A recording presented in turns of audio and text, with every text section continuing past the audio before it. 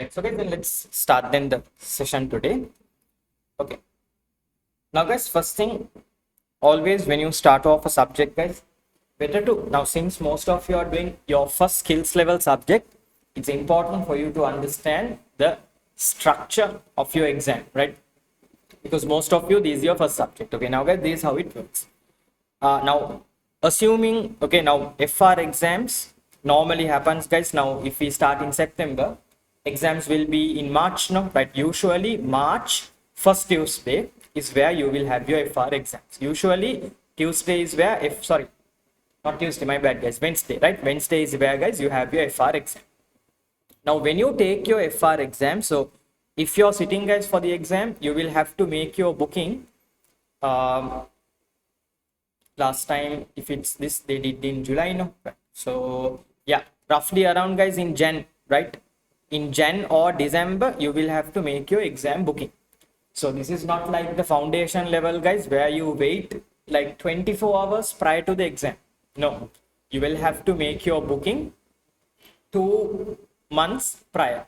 Okay, so roughly around January or December, guys, you will have to make your booking. Now FR, guys, is a subject that can be easily forgotten, right? Because it's a technical subject, no, right? Lot of standards are only involved. So therefore, as much as possible, try to finish off your exam this particular session itself. Now sometimes students might have some difficulties. Sometimes their account might not work, or maybe due to any other technical difficulties, if you're postponing your exam, that's not a problem. But as much as possible, guys, try to finish it off that particular session itself, and that will be easier for you also. But anyway, now since this is your first skill level subject, usually, guys, skill level subject will FR, okay? Even the other subjects, similar structure only. Your paper will be broken down into, guys, 3 components, okay? Right. First, you will have something called a section A. Now I actually loaded up a mock paper. I'll show you exactly how the paper is going to be, because for most people, since this is the first time skill level, or now last time the issue what I saw is students are having not confident with the structure, right? They're not sure how the questions will come, what type of questions will come. So first day itself, I'll show you that part, right? So when you take section A, you will be getting, guys, 15 questions, okay? Now these 15 questions can come from any part of your syllabus. So therefore, now when you take FR exams, you can't like tell this chapter is important, this is not important, not like that, right? You have to give equal attention to all chapters of your syllabus. So therefore, when you take section A, guys, you will get 15 short questions, right? Sometimes it's MCQs, sometimes it's fill in the blank, like that questions will come. But yes, 15 questions from any part of the syllabus, each question 2 marks. So 15 into 2, guys, that's 30 marks over there,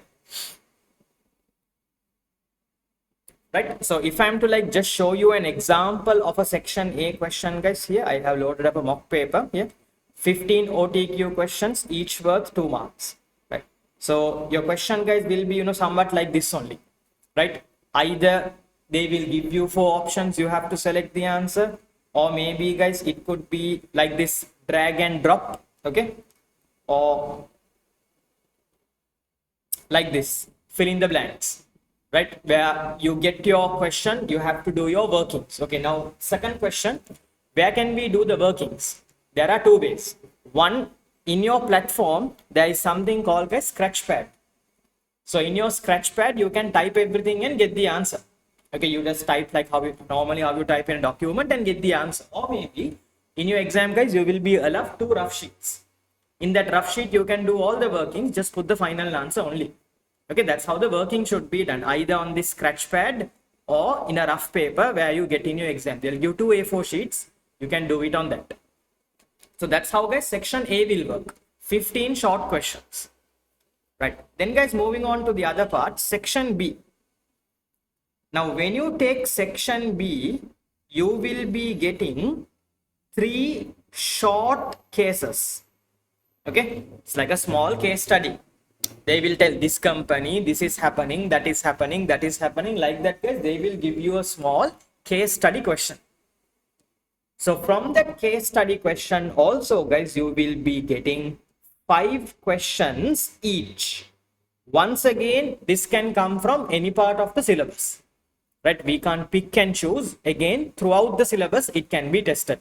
So three cases now, guys. Each case 5 questions. So 3 into 5, 15 questions, each worth 2 marks once again. Right? So that's also, guys, then over here we have a 30-mark question coming up. Now, if I'm to show you an example of this particular case also, guys, let me just show you this one.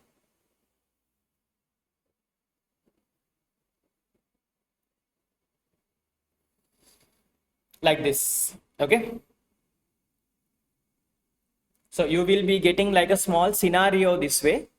In your scenario, guys, they will start asking from you, but you can say different types of question. Question number 15, right? Then moving on to the other one, question number 16. Like that, from each case, you will be getting 5 short questions. Normally, it will be mix of theory and calculations. Okay, that's how the questions will come. So 15 marks, so that's 30. Right, that's pretty much section B. Right, then guys, moving on to the last part, okay, which is going to be section C. Okay, now section C, you will be getting 2 big questions. Okay, from these 2 big questions, how the breakdown will be, one question will definitely be a ratio. Okay, 100% sure. Now, one thing that I can guarantee you in your exam is ratio question. That will definitely come. You have to calculate your ratio. You need to then analyze the question. That will definitely come. That's why I am keeping this until the last moment. Because, guys, this is a 100% sure lesson now. So, therefore, guys, this lesson I will be covering in January only, not before that. January or maybe February mid. That's where I will be covering ratio. Not before that, because it will definitely come in the paper.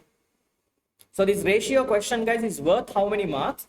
This is, guys, worth around, okay, now 30, 30, 60, no, 20 marks. Okay, this is worth 20 marks in your paper. So it will come like 9-mark calculation, 11-mark evaluation. That's how the breakdown will be. Okay, so this is worth 20. The balance 20 marker in your paper can come from 3 areas. Okay, first 20 marker is always from ratio. Balance 20 marker can come from 3 areas. What are the 3 areas? Income statement, SOFP for a single company. Okay, one company, they will ask you to prepare income statement or SOFP, company account. Or it can come from consolidated SOFP. Now, during your FA foundation level, you have studied consolidation. No? So that one little bit advanced version will come for the exam. Or maybe consolidated income statement can come for the exam. These are the other 3 areas which your paper can be tested from. So usually, guys, these 3 we will be studying in December. Okay, we will be looking at in December. So that's the plan, right? Ratio we are looking at in January. These 3 areas we will be looking at in December. Right, just let me, guys, show you the platform for this also. So you will have a proper idea from day 1. Okay, right. Now see this part.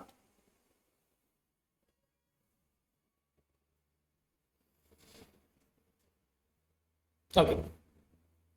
Now, guys, this question has come from this area called consolidation. Okay, now in your exam, you might have a doubt. No, should I draw anything? No, no need to draw anything. But, guys, you will have to do all your workings over here. Now, see, this is a question which I did for my previous batch. Right, so like this, guys, you will have to start writing all the numbers one by one. Now, first thing they have asked from me, calculate goodwill. Then I should write down the goodwill formula. You just have to type everything. Okay. Then on the other hand, they are asking, calculate the P&L. So P&L means, you have to start writing the P&L over here. Revenue, cost of sale, distribution, like that. Everything has to be typed. Okay. They will not draw and give for you anything. They will just give a blank spreadsheet. You need to start typing all your sentences one by one. So what we will do is, guys, when we are practicing these questions, bring your laptop and come.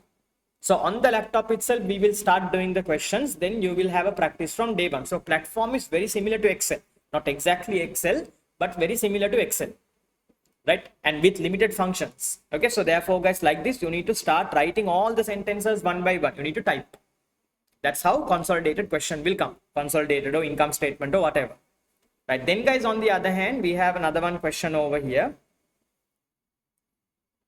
Okay, the ratio question. The ratio question, guys, that they will give that in a Word document. Now the earlier question, guys, was the software that they use this one, spreadsheet. Ratio question, guys, you will be getting a blank working space this way, right? So if it's ratio, you need to write the formula and you need to, put your answers and start evaluating about the question like this. It will be a blank word processing software is what you will get. Okay, so this is how, guys, your paper structure will be. Now what you saw is a real exam platform, right? So we will be practicing questions on this. So like I said, at that time, I'll tell you, bring your laptops and come, log into your platform, and we will start doing the questions there. Now last batch, I had a small delay in doing that. So they were not confident with the platform. So this time we will start right early itself. So this is how, guys, your paper structure will be. 3 sections, A, B, C, and this is how your exam platform will be. Right, are all guys comfortable with the structure of the exam? All good? Is it okay? Online students, guys, can you check and let me know any clarification that you would like to make? And also, yeah, you can take your calculator and go for the exam. There is no issue with that. Okay, your calculator can be taken. They will give you, if I'm not wrong, 1 pen or pencil and 2 rough papers, so for you to do the workings. Okay, so exam, guys, will not be here. Now foundation exams, you all are doing it here now. Skill level exam, you will be getting a different center, right? So over there they will hand over everything to you, right? Okay, online people, guys, can you check and let me know any clarification that you want to make on the exam platform, or maybe exam structure, anything that you want to cover or anything that you want to clarify, guys?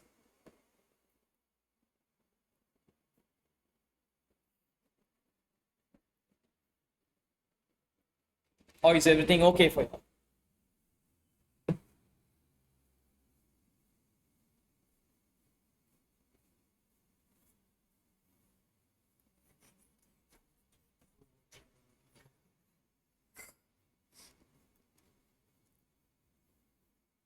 Okay, right. So seems like, guys, there is no doubts being asked. Okay, guys, now this is your syllabus. Okay, right. Now, as soon as you see the syllabus, you might think, okay, there is a lot that we have to study. Okay, around 23 chapters. No, guys, not really 23 chapters. Here, look at this. I'll tell you. Right. Okay. First one. Right now, guys, chapter number 1 in our syllabus is something called published financial statements. This is a chapter that we will not be doing now. Okay. In this chapter, you know what is there? I'll tell you. Income statement format, SOFP format, SOCE format. Formats you all know, no? So there is no point of going through that now.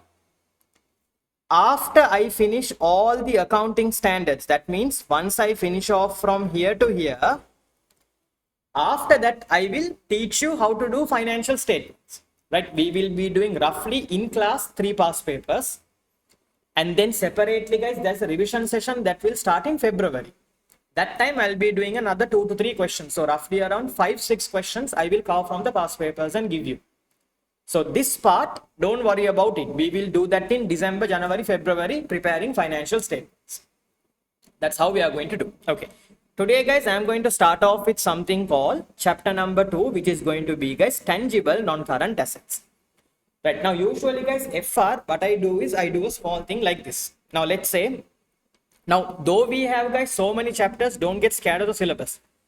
Some chapters are there, you only need 1 hour to cover. Now, for an example, let's say foreign currency, taxation, only 1 hour. 1 hour, I can teach you the theory, we can do the questions, and we can finish it off. There are some chapters like that, easily we can finish it off. Some chapters are there, yes, it will take a little bit of time. Consolidation, right, ratios, those are areas, guys, that will take a little bit of time. Right, so this is how the syllabus will be. So I'll tell you guys one thing. Predominantly, now can you see from here to here, it's all what? Accounting standards. Our FR subject, guys, mainly has accounting standards. Accounting standards means what, guys? Rules. Now that's the tough part in financial reporting, keeping in mind all these rules, right? If it's non-current asset, what to do, foreign currency, what to do, lease, what to do, like that, guys. Lot of rules are there in our syllabus. That's a big challenge. So what I will be doing is, guys, I'll be doing something like this. Now, let's say today we do tangible non-current assets. After I do this one, we are not going to wait that long. Today itself, from the revision kit, we will be doing the questions. Because, guys, you need to understand, studying the standard is one thing, learning to apply that into a question is another thing. Okay, so those are two different things, right? Theory is one, the way that the question will come is a different way. So what I'll be doing is, I'll teach you the theory. Before you forget, once and for all, in class itself, we'll be doing the revision kit. So I will teach you, this is how you have to do the question. This is how you have to apply the standard. So we are not going to keep revision until the end. Do the chapter, finish the revision kit, then move to the next chapter. That's how we are going to do. So today itself, after I teach you, we will be doing the revision kit once and for all. This is what, guys, I normally do with all my batches. But just one thing, guys, remember, in class, I won't be able to cover 100% of the revision kit. 70%, 75% I'll be able to cover because I have to teach plus do the question both. So only 70% of the revision kit I'll be able to cover. The rest of this one, guys, in home, you need to start doing. Right. So I'll tell you guys one thing. FR, please, as soon as the class is over, before you come next week, revise the standard and come.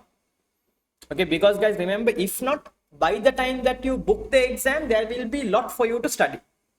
Okay, so I'll teach you in class now. Before you come for the next class, one time just go through the standard and do the same question. The more that you do the same question, the better you will remember your standard. Right? That's the trick. Apart from that, there is nothing else, right? All the prize winners, what they do is they do the same thing, right? They practice the same thing over and over again. That's what you should be doing.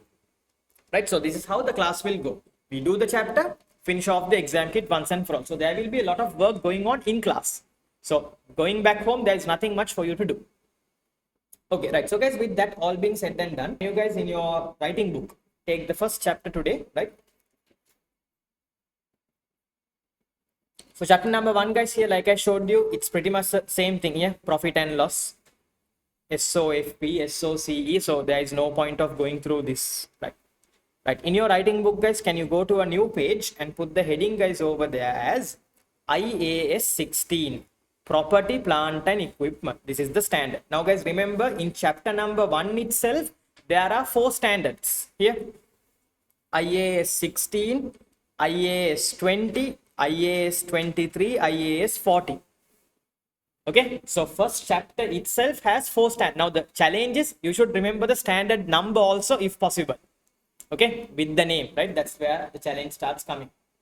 Right. Okay. Anyway, guys. So put the heading, guys. IAS 16, property, plant and equipment.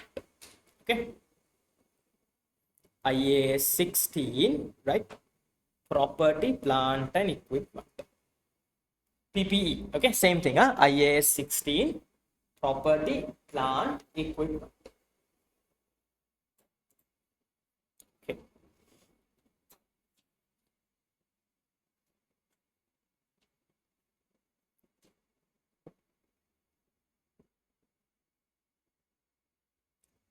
Yeah, and also, guys, usually how our sessions will work, 8:30, 10:30, guys, we will run a 2-hour stretch. I'll give you, depending on the context, 20 or 30-minute break. And then 11 to 12:30, we'll do the last session and finish it off. Okay, that's how, guys, we normally do. Okay.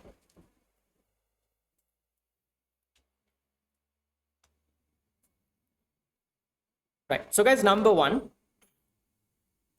IAS 16, guys, focuses on property, plant, equipment. Right. Now, if I am to tell you, okay, how important is this standard?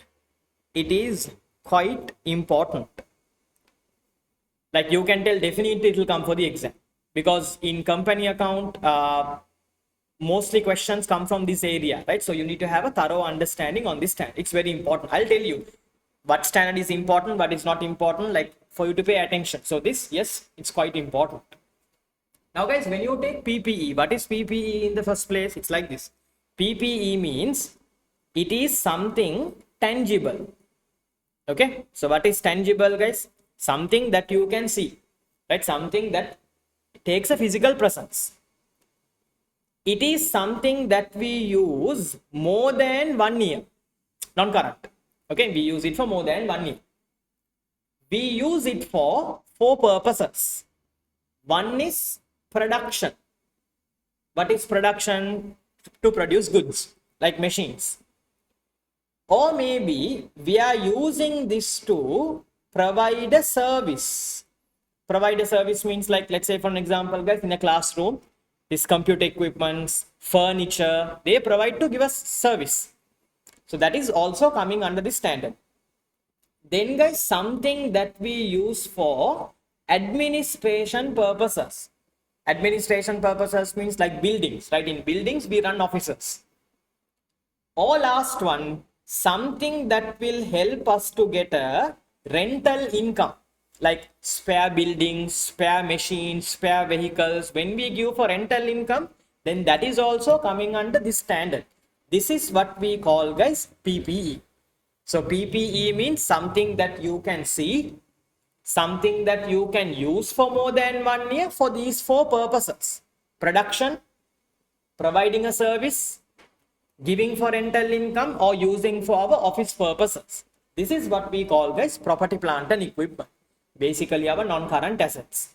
Okay. Now, if something is meeting these four purposes, you should check and see, okay, is there a probable flow of economic benefits?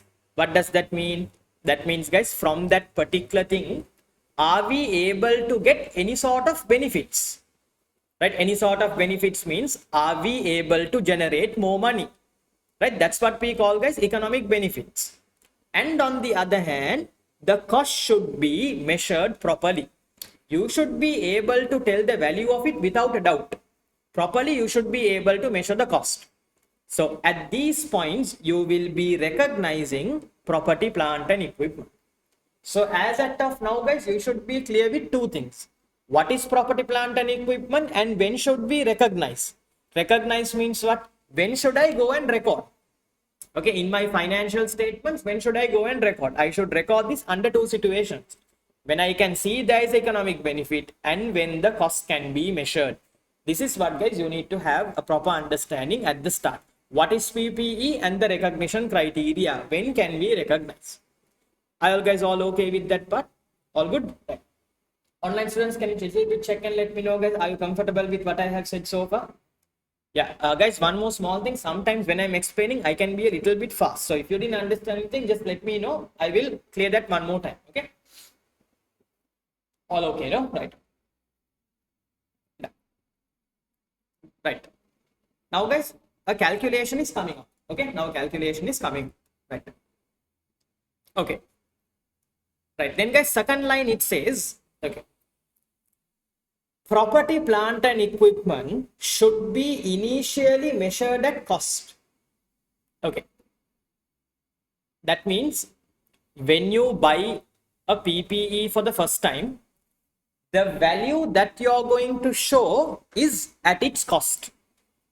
Okay, that's what the standard says. When you take a PPE for the first time, you should measure it at cost. What is the meaning of cost? Cost means it normally includes, guys, three important things. These are the examples. Okay. Normally, when we say cost, it includes three things. One is purchase price. What is purchase price? What you pay to buy the asset. Okay. That's what we call purchase price. Second thing, anything that you spend to bring it to your place. Location cost. Now, sometimes, guys, after we buy the machine, we have to pay taxes. We have to transport it. Or sometimes, if we are bringing from overseas, there is a shipping cost. Then we have to pay custom duties. Like that, anything that you spend to bring it to your place, that is also part of the asset cost. Here, guys, delivery and installation. And also, anything that you spend to make it work. Like for an example, guys, sometimes we have to do installation. Sometimes we have to run some trial, testing charges, right? Dismantling cost. Sometimes you have to hire professional person and try to get it done, right? So these are all what we consider as, guys, part of asset cost. So when we say cost, guys, we are looking at three things: buying it, bringing it to our place, and ensuring it makes, I mean, it is working. Whatever you spend on those things, right? This is what we call, guys, part of asset cost. Now, guys, for your exam, you need to start understanding or memorizing the examples of cost. Okay, so remember, guys, examples of cost are basically, I'll give you a list if you want, right? Purchase price, taxes, transportation, professional fees. Now, when we say professional fees, guys, now sometimes when you buy a land, you have to make an agreement, no? Then for that, you have to pay money. Then that is also part of asset cost, right? So asset cost is basically what you buy, what you spend to take it to your place, and what you spend to make it work, right? All these are what we consider, guys, as part of asset cost. But guys, remember one important thing: after the asset is ready, okay, now once the asset is functional, anything you spend after that, you can't consider it as cost. Like opening ceremony expenses, employee training cost. That's a very important example, guys. Employee training cost. Now, employees, you're training for their benefit, no? Not for the machine's benefit, no? Right? So just remember, guys, after the asset is ready, anything that you spend after that can't be taken as asset cost. Okay? Only what you're spending up to the point of making it work. After that, whatever that you spend, you cannot consider it as, guys, part of asset cost. Right? So these are the examples, guys, what you need to study for the exam in terms of asset cost: purchase price, taxes, transportation, professional fees, things like that. But guys, over here there is an important thing called dismantling cost that I need to explain it to you, right? So if anyone wants, guys, examples of what you can say, guys, asset cost, I'll give you a few examples. If you want, you can write it down. Now there they have given some examples, but the thing is, guys, it doesn't like maybe include everything. Okay, so because of that, okay, right, just in case, guys, you want, you can write down this one: things that are part of asset cost.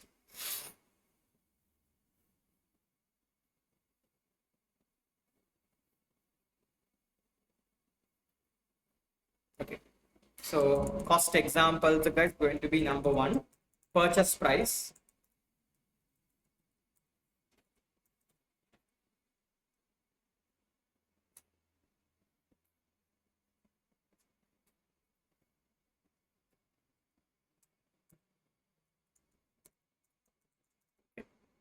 purchase price,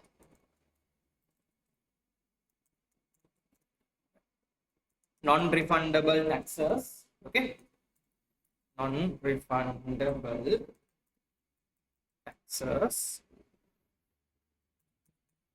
minus any discounts. Sometimes, guys, when you buy, you might get some discounts, no?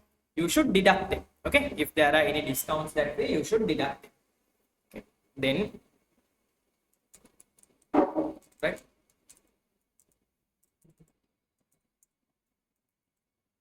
professional fee,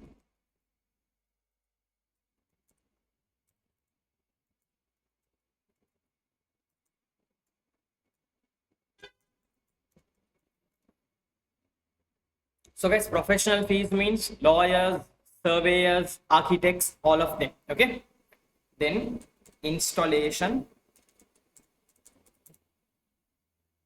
transport, testing and trial run, site preparation. So, guys, what is site preparation? Now, sometimes, guys, in order to bring in an asset, you might have to break down some walls, okay, or maybe you will have to spend on some new electrical fittings, right? You're making the area ready for the asset to be placed.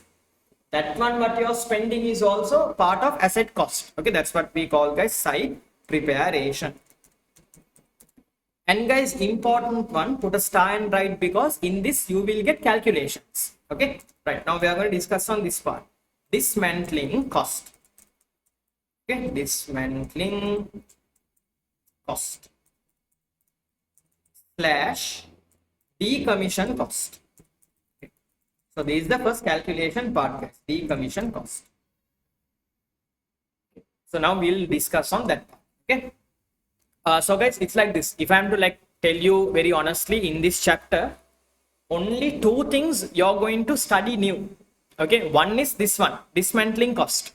Okay, now most of you have done the foundation level now, guys. So on your foundation level, guys, when you compare to this level, only two things you're studying new. One is this one, dismantling cost. Second thing, guys, in the knowledge level, you only have revaluation gain. Here you're going to have revaluation loss. Plus, we will also be teaching you what to do with it. Now, in the knowledge level, we are only focused on the calculation part. Here, we are also focused on, okay, if there is a revaluation gain, what to do? If there is a revaluation loss, what to do? Okay, that's what we are looking at over here. Okay, now, guys, once you have copied all of these down, can you guys put the next heading for me as dismantling or decommissioning cost, guys? Can you take this as your subheading?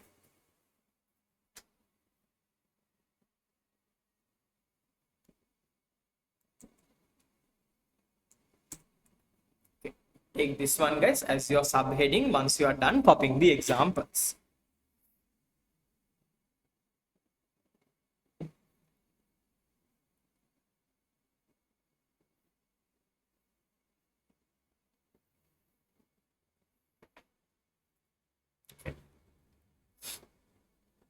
Okay, now guys, what is this dismantling or decommissioning cost, guys? In the first place, it's like this.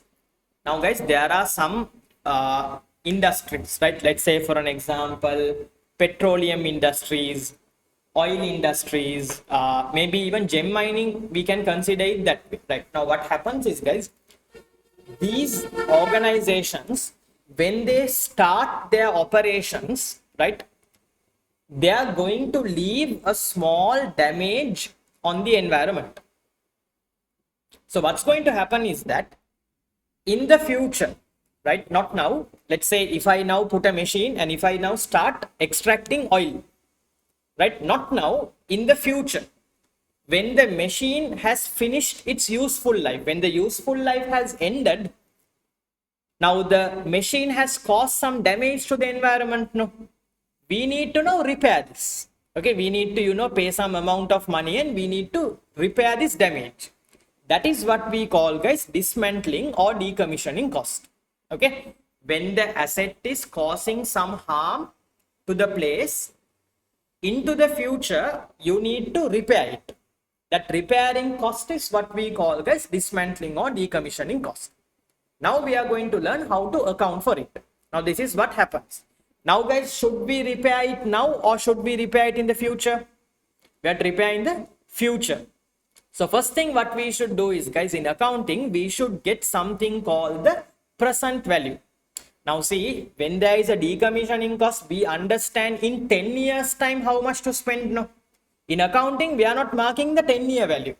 We want to understand what is the present value.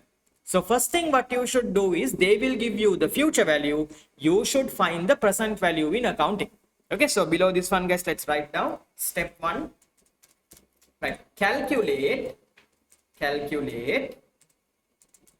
present value. Okay, so if any student, guys, didn't understand that part properly, why we are calculating present value, guys, again understand this decommissioning, guys, should be done in the future. No, so they will give the future value, the value in 10 years or 5 years or whatever. But financial statements you're preparing for today. No, so you need to understand what is today's value. That's why we are bringing the present value and showing. Okay, financial statements we are preparing for the current year. No, so therefore you should show the current year value. That's why we are taking present value. How to take present value? Okay, can you guys write the equation? Future value multiplied by discounting factor. Okay, multiplied by discounting factor, DCF. Okay, right, now guys, one small thing. Now normally in the new exams, discounting factor will be given. Okay, like 0.9, 0.8, 0.7, like that they will give you. They will give the discounting factor. But if they don't give, can you guys write the equation if you want? Now you have been taught this already, okay, in management accounting, but anyway, if you want, 1 over 1 plus r, okay, 1 plus r, that to the power n, okay, 1 over 1 plus r, that to the power n. This is how we calculate discounting factor. Okay, that is guys, if they don't give, okay, if they don't give, you should use this equation. If they give, no need, right? 1 over 1 plus r, that to the power n.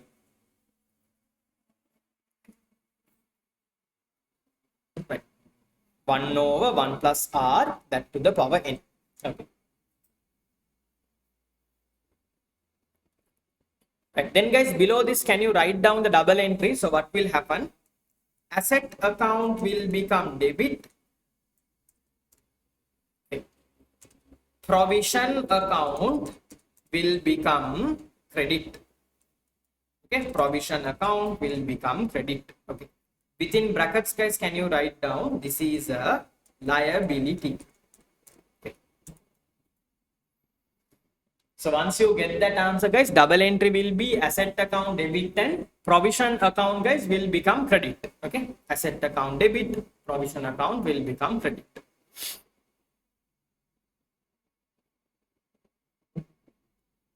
Okay.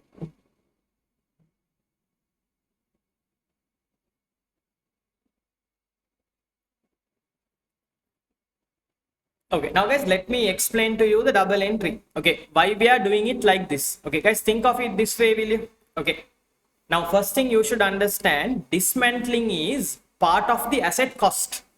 Okay, it's part of the asset cost. So because of that one, guys, asset account will become debit. It's part of the asset cost. Why provision account is becoming credit? Now, why do I say it's part of the asset cost, guys? Now see, all these are guys examples of asset cost. No, purchase price, installation, trial run, all these are guys part of assets value, asset cost. That's why we say over here asset account debit, it's part of the asset cost. Why do we say provision credit? Guys, understand, this is a damage that you are causing. Okay, you will have to rectify this in the future. So when you rectify, you're facing an obligation. So if you are facing an obligation, guys, this will become a liability. That's why provision becomes credit. Okay, this is something that we have to spend. No, so it's a duty, obligation. So because it's an obligation, guys, what's going to happen? Provision will become credit. That is the first thing that you should do. Right now, guys, can you put the next heading for me? Step number 2. Unwind the discount. Okay. Step number 2, unwind the discount.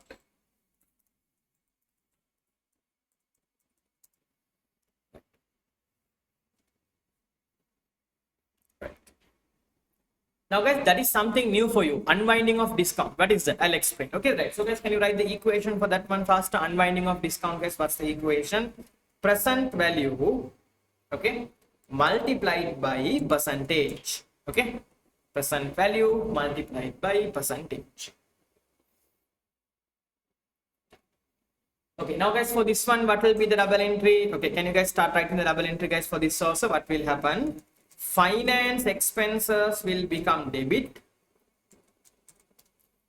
Provision will become credit. Okay. Finance expenses will become debit and provision will become credit.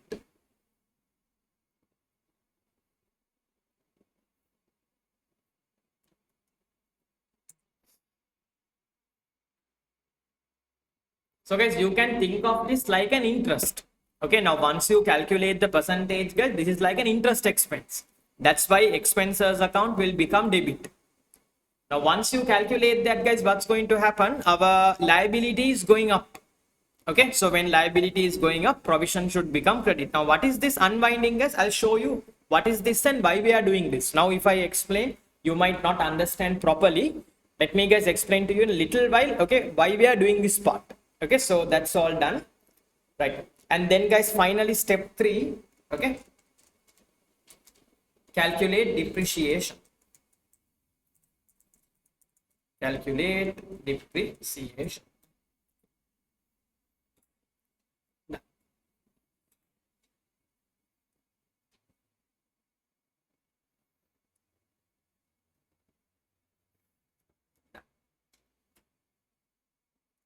Guys, now what we are going to do, first of all, I will do one question together. Then I will give you a question from the exam kit for you to try and see. Okay, then you will understand this properly. Okay, so guys, now once you have done copying all of these, okay, can you guys have a look at this question, guys, over here? Wait, if you're still copying that part, wait.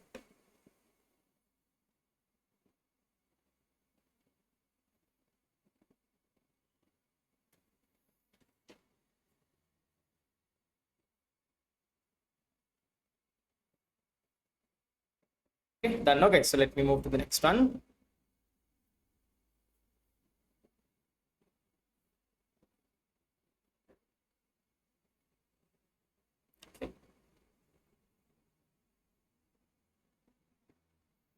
Now this one, guys, they have given it with the answer.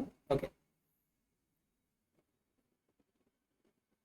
So 10-year license fees, which needs this estimated life is, okay, cost of capital is 10. Okay. Right. So guys, this question, I'll just write it, guys, over here on the side. Okay. Right. So what they are telling, right? There is a land. Was it a land? That question. 10-year mining license to landscape, and the license period will be 10 years, and you need. Okay. Okay. So guys, there is a 10-year license fee. Okay. We need to spend 3 million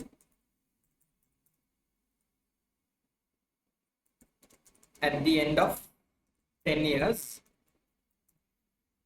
Okay, and the cost of capital is going to be 6%.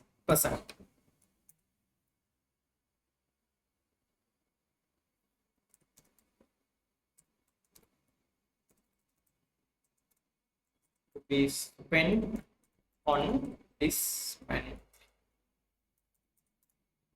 Okay, right. So guys, this is the question, right? So what they are telling, we have now started a mining business, right? So this mining business, guys, will last for 10 years, it seems. We have a license for 10 years. After 10 years finish, we should spend 3 million to repair all our damages. Right, now we are going to learn how to account for it. So now guys, see first one, 3 million we have to spend after 10 years, no? Right, so 3 million should be spent at 10 years, means this 3 million is what value? That will become future value. What we should do, step one, bring the present value. Right, now guys, can you look at this equation what I gave, and guys, can you first of all get me the present value faster? Okay, if possible. Now can you start calculating over there this particular answer? Now again, guys, understand, 3 million I should spend after 10 years as dismantling cost. So always, if it's dismantling cost, what you should do, step one, the future value, bring it today, right? Understand the present value, right? Okay, can you guys now quickly calculate the present value using this equation? Okay, please calculate the present value using the equation. So first, guys, copy the future value. So what's the future value, guys, that we should spend? 3 million, correct or wrong? Okay, so first mark value, right? Start writing the answer, guys. Okay, step one. Okay. So first thing what we should do, we should get the future value. Okay, so what's the future value? 3 million. Done. So guys, we'll do without the zeros. Okay, so first value is, guys, 3 million. Done.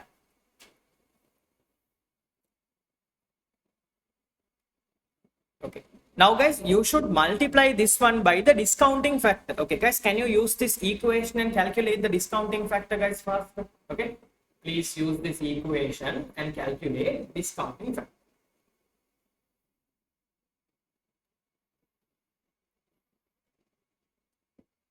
3 million multiplied with that. Okay, 1 over 1 plus r to the power n.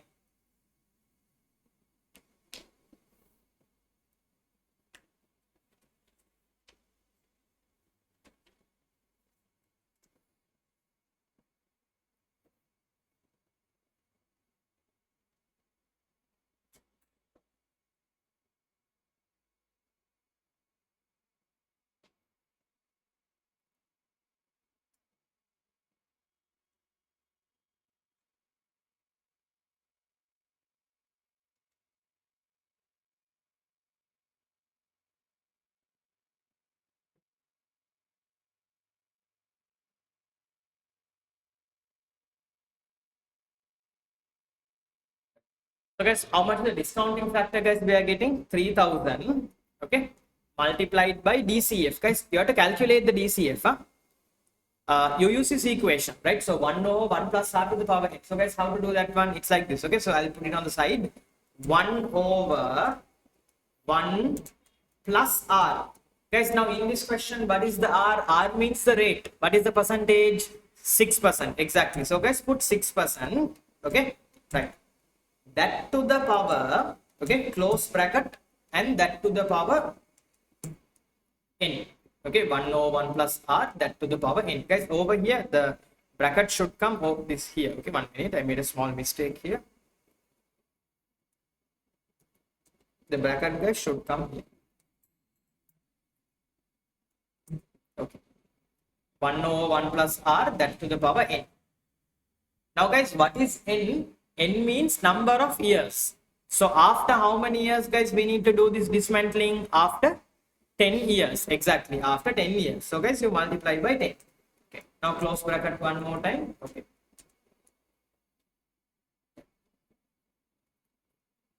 Now, guys, then can you check and see what is the answer that we are getting? 1 over 1 plus r, that to the power 10. Right. Calculate the discounting factor, guys, first.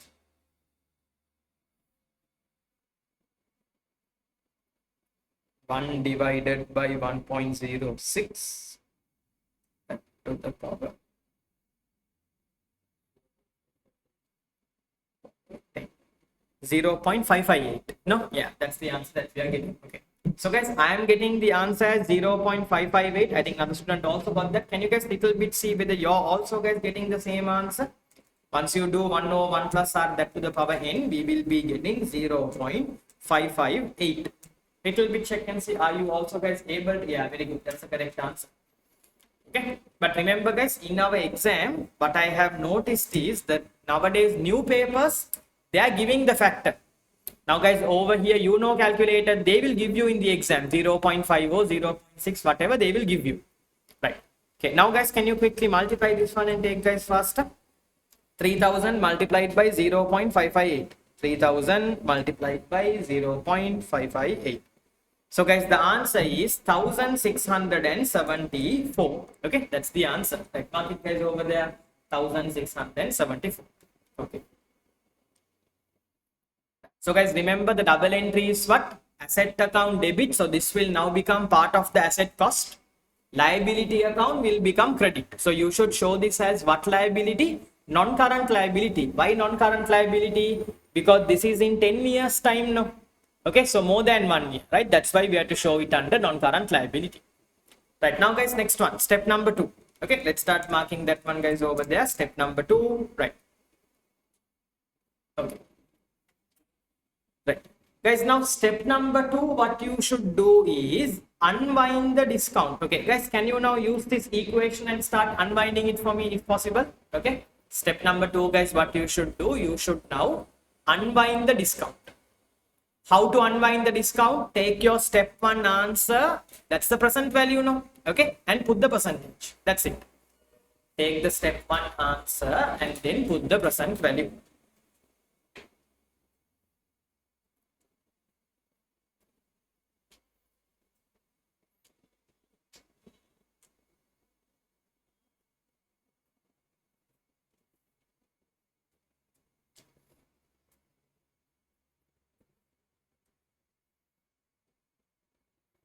Okay.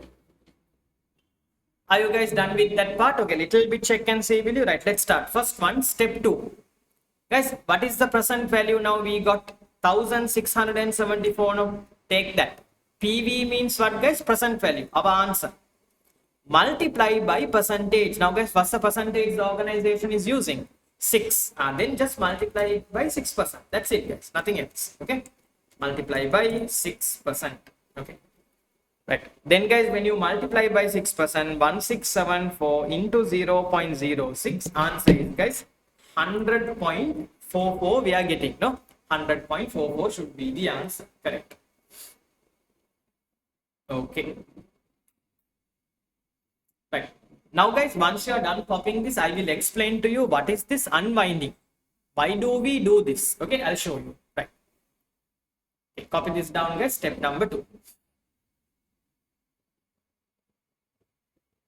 Okay guys, now see what is this unwinding. It's like this.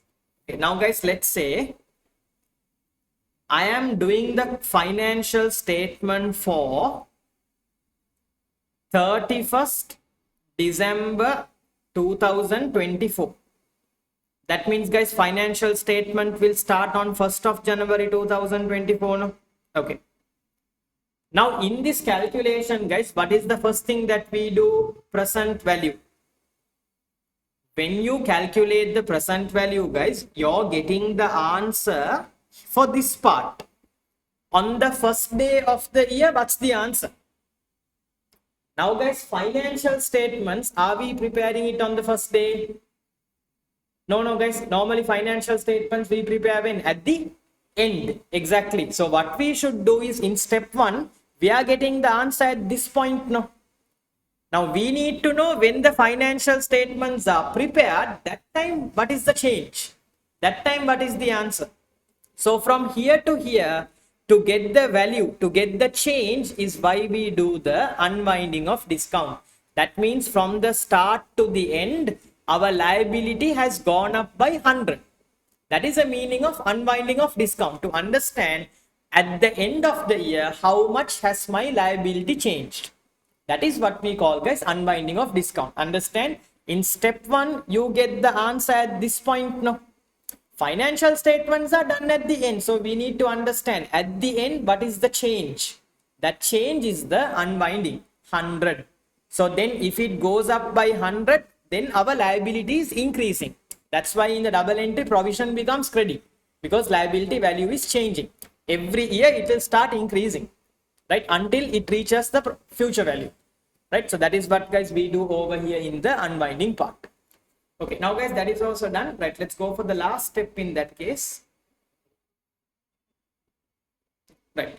So the last step guys now will be step number 3. Okay, right, calculate depreciation. Okay, right, now guys, anyway I will teach you the depreciation, but normally guys in accounting, how do we calculate depreciation? Like this. No, cost divided by useful life. Okay, cost divided by useful life. Done. Okay, step number 3, last one. Okay, then after that one guys, I'll give you a question for you to try on your own, right? So step number 1, step number 3 guys, cost divided by useful life. Okay, right, now guys, let's start. Cost.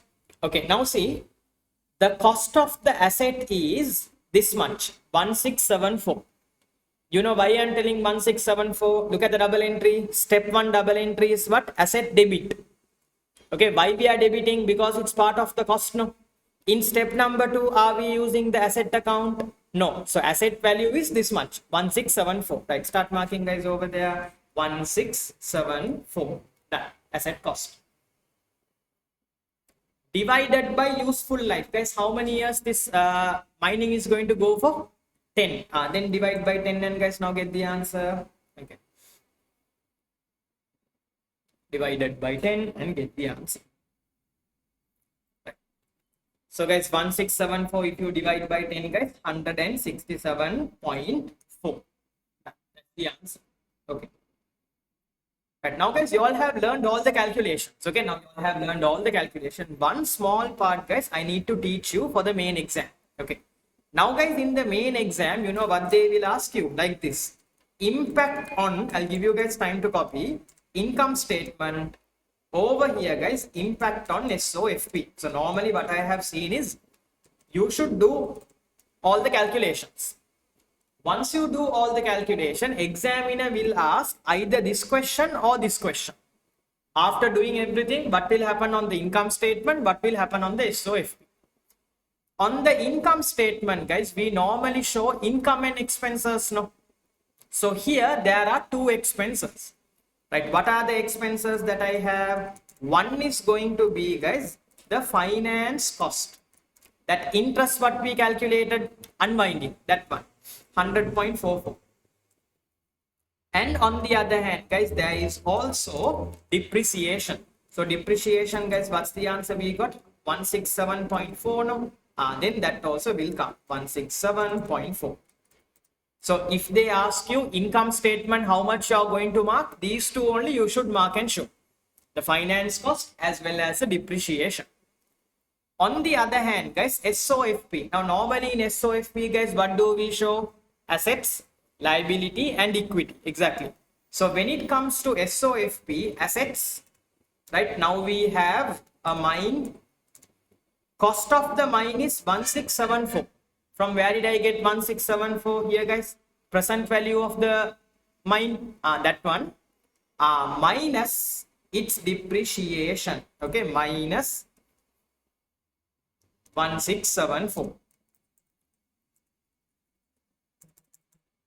minus 167.4. Why minus? Because guys, in SOFP we always show the carrying value of the asset, no? Okay, so when showing the carrying value of the asset, guys, cost minus depreciation, right? And also, guys, on the other hand, liability, okay, we have the provision, right? In terms of the provision, guys, you have to show two things. What are two things that we have to show? 1674 plus 100.44. Now, how did that answer come? Guys, I'll show you. Okay, look at this part, guys, one more time. Step 1, provision becomes credit. So, provision became credit by 1674. No? That's 1. Look at the second double entry. That time also what's happening? Provision is becoming credit. No. So, when provision becomes credit, guys, provision should increase. Our second answer is 100. So, step 1 answer and step 2 answer together only the value of the provision at the end of the year. So these are two questions what they can ask in the exam. Right, now guys, can you quickly copy down this also for me? And after that we will do one exam kit question. Right, guys, remember in FR it's always important for you to understand, guys, the impact on financial statement, because at the end of the day we are going to prepare financial statements, no? So you need to understand how is it going to get affected there. Right, so these are the 4 answers. If you have any doubts on how a number came, please ask me, I will explain. Okay, right, can you guys copy this down? But if you are not sure of something, please ask me, guys, I'll explain one more time.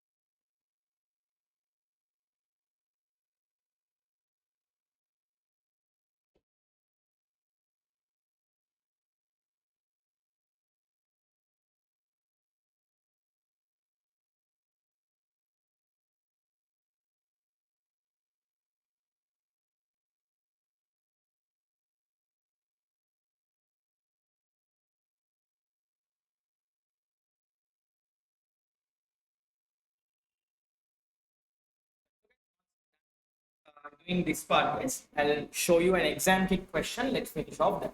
Okay, once you're done copying.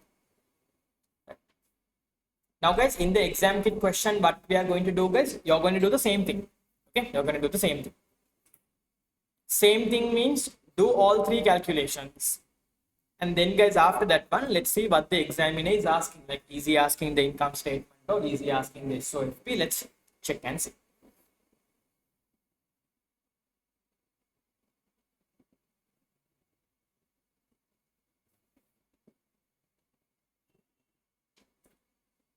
Okay, no guys, so if you are still copying guys, just let me know. I will come back to this screen, right?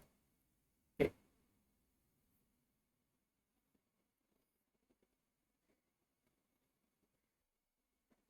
Okay, guys, can you please look at over here, right?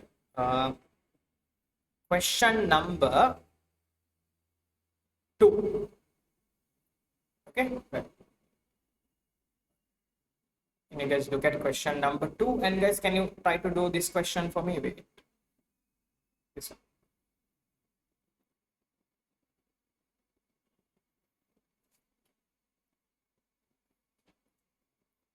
Now, guys, in this question, when you see the discounting factor has been provided to you. Now, last time we had to calculate it and take no. But this question, can you see, guys, they have provided you the discounting factor. Okay, now do it this way. Now, in class, I taught you 3 steps. No, do all 3 steps first. Without that, you can't get the answer. Once you guys do all 3 steps, then the examiner is asking what is the total charge to the P&L. P&L means what? Income statement. Now guys, I gave you a note no. On the income statement, what are 2 things that we normally mark? The finance expense and the depreciation. Okay, so they want those 2. But understand guys, to find the depreciation and the finance cost, you should do step 1 first. Right, so please do step 1, 2, 3. After that one guys, they are asking the answer to the P&L. P&L means what and what? Finance cost and depreciation. Right, can you guys take around 5-10 minutes time and guys quickly finish off this question for me? Right, put the heading this way: exam kit MCQ number 2. So when you have the exam kit with you, you know that, right, this question we have already done. Okay, can you guys get me this answer please? MCQ number 2.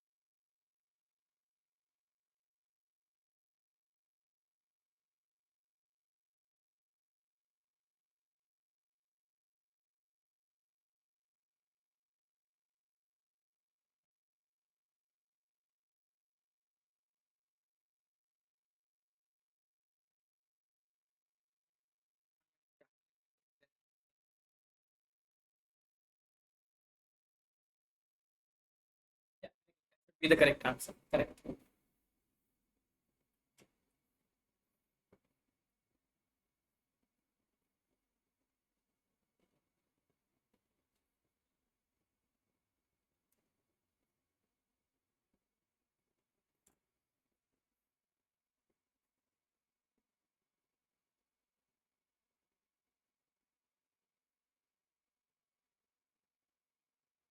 Yes, correct. That's correct. Good. So guys, regarding decommissioning guys, this is the only question but we have in the exam kit. I believe in the textbook there is another question. If you want, you all can practice that later once you have the LMS accessible for you. Okay. So guys, like I said, do the 3 steps. Then step 2 and step 3 answer is there no at both. Okay. Step 2 and 3 answer at both, then you will get the final answer. That's how you should do.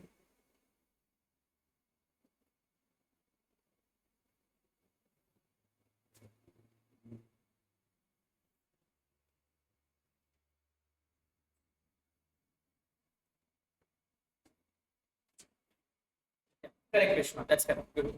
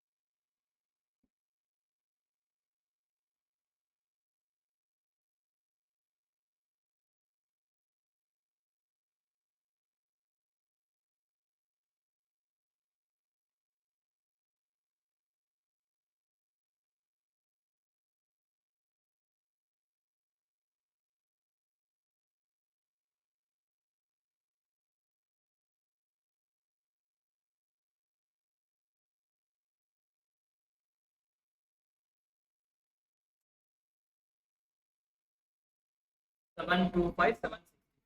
That's the answer. Right. So guys, for others also guys, I'll just quickly mark the answer, how to get it. It's like this. Step one, guys, you should get what? Present value. How to get present value? First take the future value and multiply with the discounting factor. Okay, right. So guys, number one, when you take future value, how much is the future value, guys? They are telling the decommissioning cost is going to be 4 million in 5 years. So that's the future value. Okay, 4 million. Multiply with the discounting factor 0.567. Okay, so they have given the answer now, guys. Now when you do that one, 4,000, when you guys multiply by 567, we are getting 2268. Okay, done.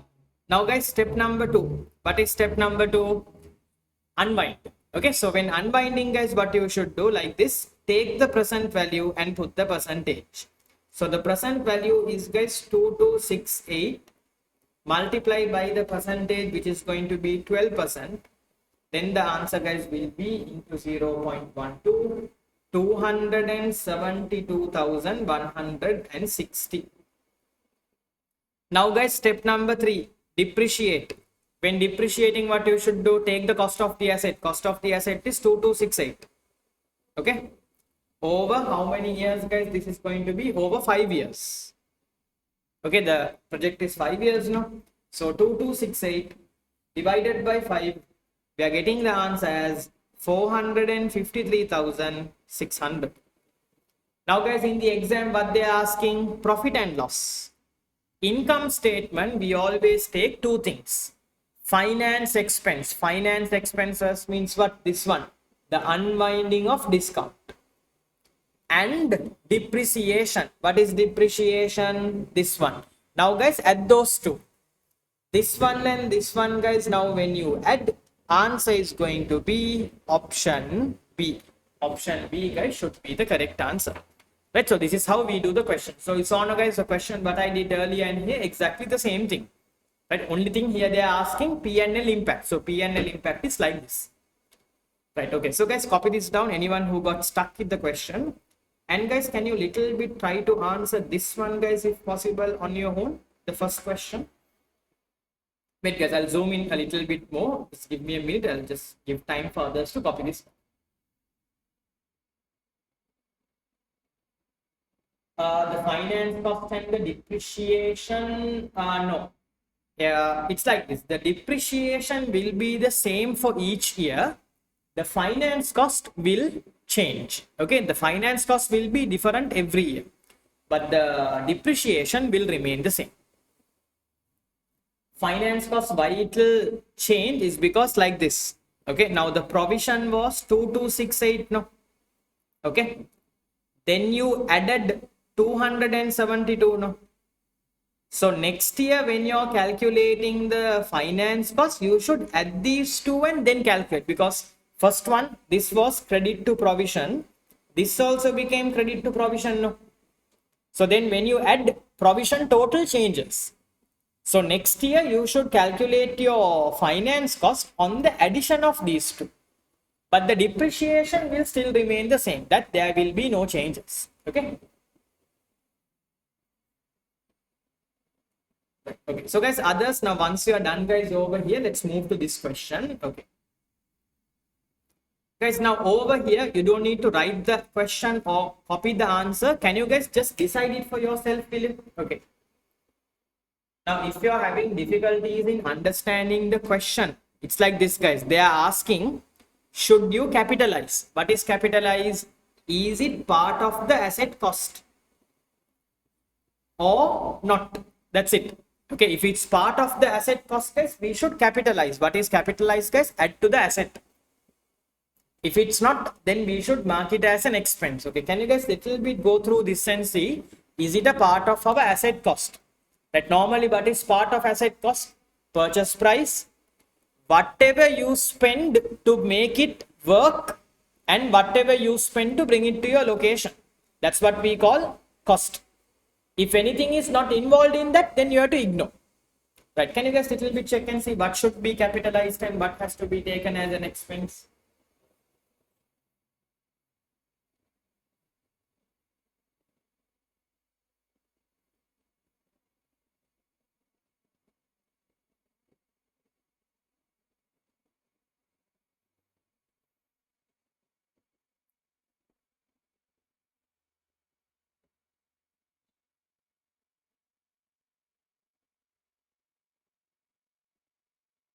Just to see each example guys, take and see, is it needed for my asset to work, for it to get ready? Is it needed? If it's so, capitalize.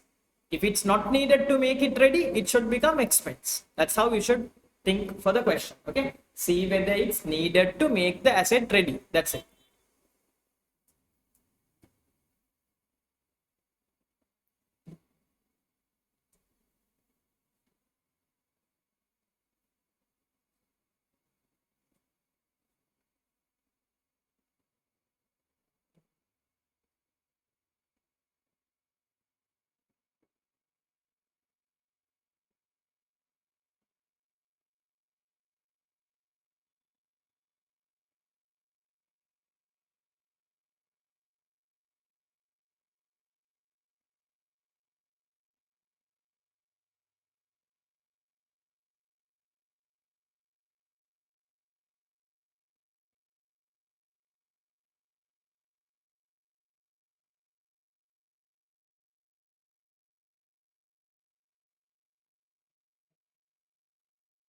Okay, right. Can you guys little bit check with your answer guys over there? Right, first one, clearance of the site prior to commencement of construction. So guys, we need that for the asset to start. So therefore guys, that has to be capitalized. Okay, that is like what you can say guys, like legal fees. Okay, so that has to be capitalized. Professional fees, yes, even in the examples we have professional fees, no? So that also has to be capitalized. Next one guys, staff wages spent on construction. Now normally staff wages is not a part of the cost, but because it's for construction, construction is to make the asset ready, no? Therefore we have to capitalize that also. If not, you can't. Okay, last one guys, a proportion of EW's administration cost based on staff time spent. Now guys, administration cost is not relevant to make the asset ready. Okay, it's not part of making the asset ready. So therefore guys, this one has to be expensed. Okay, this has to be the answer. And guys, one more thing I forgot to mention. Now in your exam, for you to get the full mark, all of this should be correct. Now let's say for an example guys, in our exam, this one we got correct, this one we got correct, but this one we got wrong. Then you will lose the whole mark. Right? In our exam guys, but it's very unfair, but unfortunately, our exam guys has no partial marking system. Okay, now when you take national A level, right, if the first two are correct, you will get some marks, no? Right? Here, not like that. Everything has to be correct to get the 1 mark. If something is wrong, then there is no mark at all. It's very unfair, but that's how the exam paper is. No partial marking. Okay? So here guys, these are the answers for the question. So I think guys, if I'm not wrong, the first two is done. This question guys, now itself we can't do. We should wait a little bit to get this done. Okay, so far in the exam kit, whatever the question there, we have finished. Okay, right, then guys, let's go back to the tube. We'll do one more small part, and guys, then I'll give you the break after that one. Okay, so this and all now we did.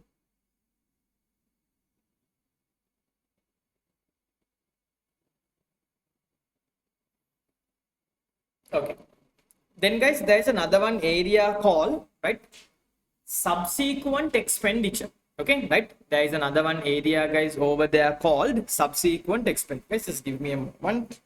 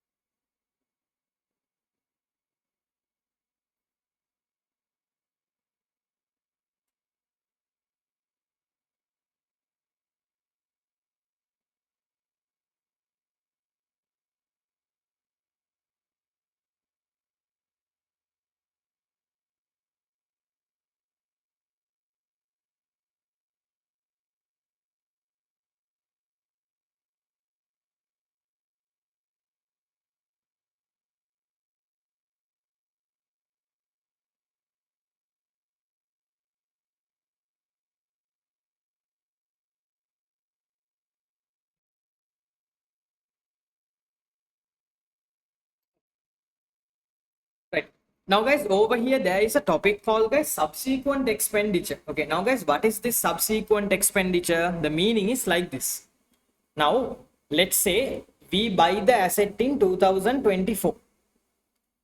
Subsequent means after you buy the asset, after you use it, and then later you spend some money on it. Okay, now let's say in 2024 I bought, 24, 25 I use.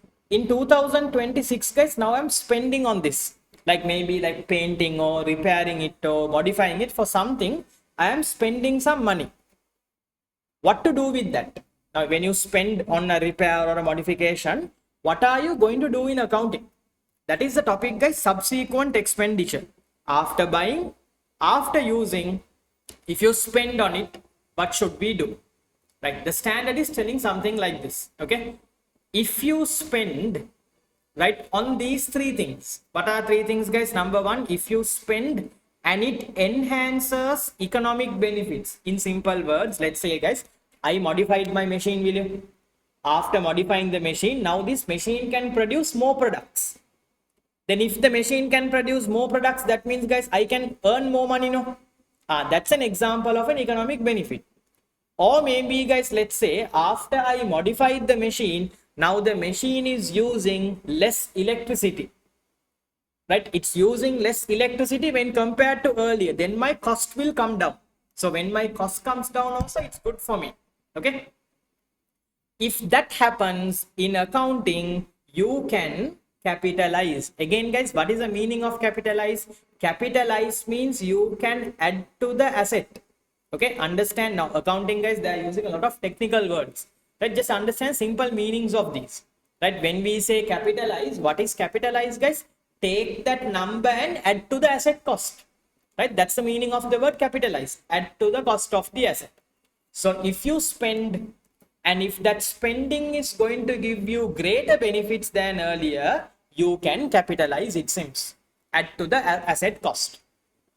Then guys, second one, it relates to an overhaul or a major safety inspection. Now sometimes guys, certain modifications we do to change the asset completely. machines, aircraft and all guys, sometimes when we are inspecting, we understand that this has to be completely changed. Without that, it will not work going forward. Safety concerns are there. Then when you spend on that also, you can capitalize, it seems. And guys, finally, replacing a component of an asset that has two or more significant parts. In simple words, guys, we call this as complex assets. Complex assets means, guys, an asset that is made up with many parts. Trains, aeroplanes, right? These guys become an asset by combining so many other parts, no? So these are what we call, guys, complex assets. So when you change a component of that also, you can capitalize. Apart from these three, if you spend on your asset, it has to be expensed, it seems. That means if you spend on your asset for safety purposes, changing a component completely, or spending for better benefits, then the standard says we can capitalize, add to the asset. If it does not meet these three criteria, then guys, that amount what you're spending should be an expense. Now let's say, guys, I repaired my asset, no benefit came, then that repair is an expense. Let's say I painted the building, that's not going to give me any benefits, then that has to be taken as an expense. So in simple words, if you spend, if it's going to give you greater benefits, capitalize. What is capitalize? Add to the asset. If not, please take it as an expense. This is what, guys, you should do. Okay, so these are the subsequent expenditure. What is subsequent expenditure, guys? Spending on the asset later. What to do with it? Okay, that's what we call, guys, subsequent expenditure. Right, so any notes, guys, that you want to take down, guys, you're free to do, and then we'll move to some basic calculations. Okay.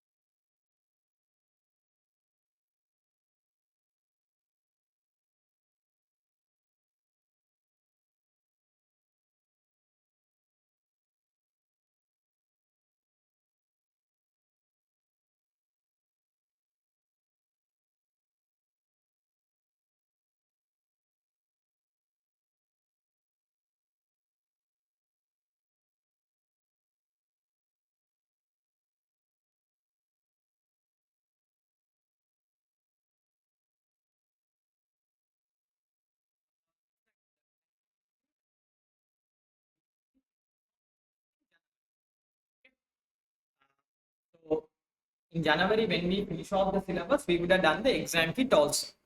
Then February, we will be keeping for revision completely. That's to discuss past papers.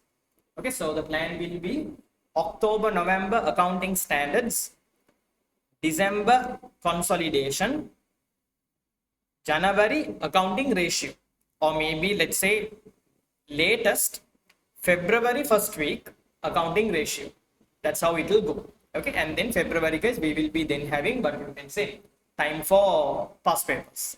Right, that's how it will. So you can keep it as January will be finishing off syllabus, and in Feb we will be doing revision. Okay, that's how the plan will. Okay. Right. So guys, with that all being said and done, okay, let's move guys to the next part of the chapter. Right. The next part of the chapter, guys, will be calculating, right, basic depreciation. Now I know guys, you all know how to calculate depreciation, right? But just to be sure, we'll quickly calculate for few examples. Okay. Now guys, when you take depreciation in our exam, there are two methods, right? The two methods are called, guys, method number one, straight line method. So straight line method, guys, what are the two equations that we normally have? The equations are number one, cost minus residual value divided by useful life. Now guys, you know what is the meaning of cost now? All the time now that we spent previously was understanding the cost of the asset. Right. Then guys, what is residual value? That is for how much we can sell the asset for. That they will normally give in the exam. If it's there, they will give. If it's not there, zero. And divided by, guys, what? Useful life. What is useful life, guys? How many years we can use the asset. That's what we call useful life. So this is one method. What is the second method that we have? Or cost into percentage. This is second method. Guys, remember in your exam, the section C, what I said you will definitely get both methods. A simple calculation, but both methods will come. So like basic should be known. Right? So this is straight line method. Then guys, on the other hand, we have another one method now. Right? What is the other method that we have? Reducing balance method. Reducing balance method, guys, what's the equation? Very easy. Take the cost, subtract provision for depreciation, and that answer, guys, we should go and multiply by a percentage. So these are the three equations, guys, that you need to know for the exam. Okay, cost minus residual divided by useful life, cost into percentage or RPM. So on these two methods, let's do a few basic questions, and then we'll move to the next section called, guys, changes in useful life. Okay, so I don't think now, guys, you need to copy the equations down. You know the equations now. Okay, so with that all being said and done, guys, I'll give you three basic questions. A minute.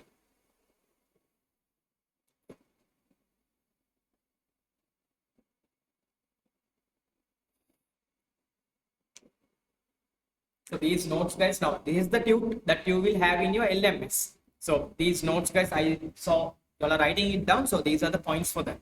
Okay. Okay. Guys, can you try for me, guys, these four questions for the time being? Okay. Right. Question number 1, 2, 3, and 4. Guys, question number 1, 2, 3 are straight line method. Just put the equation and get me the answer. Question number 4 is reducing balance method, guys. This one we are going to do it for 5 years. This question is, guys, done just to ensure that you are comfortable with the basic calculation. Right? Can you guys quickly finish off these 4 questions for me, guys? So no need to copy the question down. Just give the answer, guys, directly. Okay, no need to copy the question down. Right? Just give the answer directly, will you?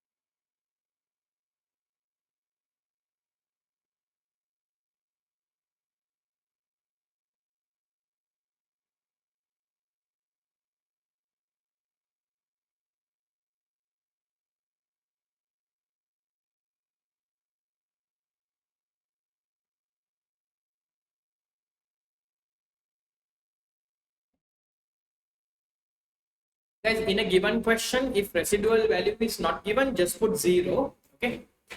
In a given question, guys, if residual value is not given, just mark 0.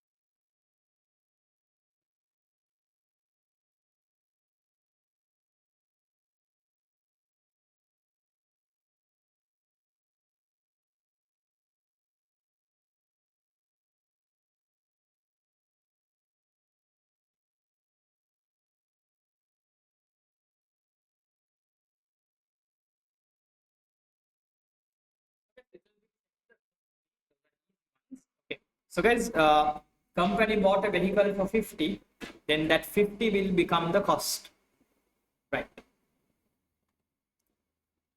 Useful life is 5. Okay. So guys, there doesn't seem to be a residual value. Now one more thing, guys, just in case. Yeah, exactly. Yeah, those are the correct answers. Good. Okay.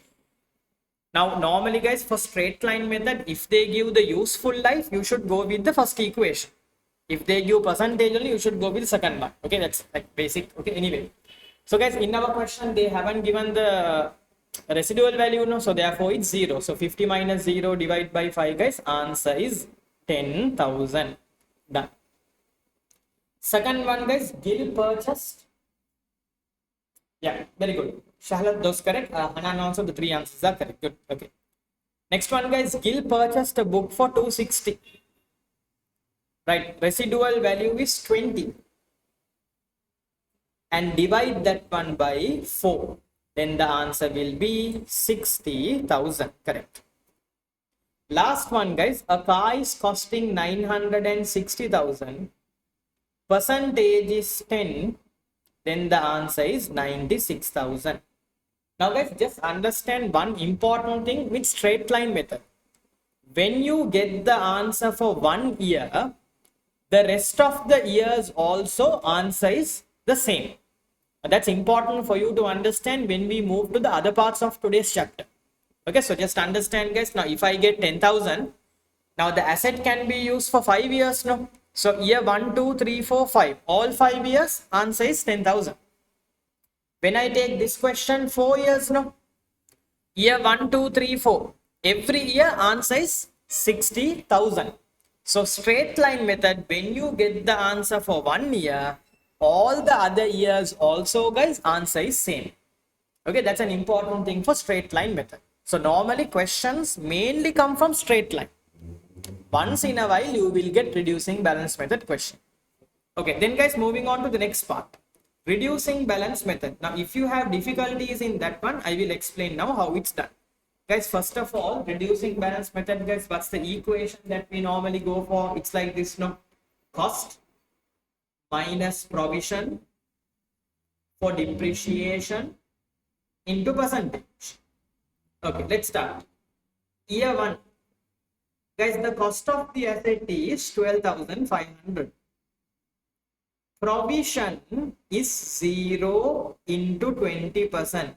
Why is the provision 0? Because guys, you need to remember, yeah, 252, yeah, those are the answers, correct, right? Guys, remember first year, the asset is brand new, no? When the asset is brand new, no one has used it. That's why provision is always 0 for the first year. Right, now guys, 12,500, when I put 20%, answer is 2,500. Done. Okay, then guys, let's move now for the second year. Right, second year, cost is 12,500. Provision will be 25, and that into 20%. Right, then guys, for the second year, answer will be 2,000. Okay, so guys, remember once again, what is provision for depreciation, guys? For any student who does not know that one, guys, provision for depreciation means total depreciation. Okay, that's an important part to understand for the next 3 areas: disposals, useful life, revaluation. So provision means total depreciation. So second year means first year depreciation is there, no? That becomes the total. Take that. Okay, next one, guys, third year. So don't make a mistake here. 12,500 minus 4,500 into 20%.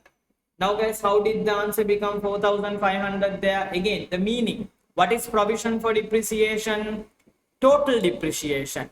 Total means first year answer and second year answer together, 4,500.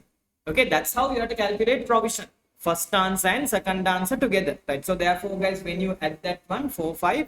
Now, when you do the calculation, guys, answer will be none other than 1,600.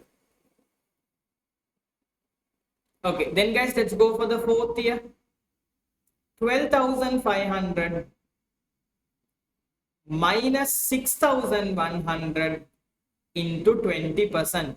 Again, guys, how did I get 6,100? Provision. Provision means what? Add all the answers. First year answer, second year answer, and third year answer. Everything, guys, after adding only, I have the answer.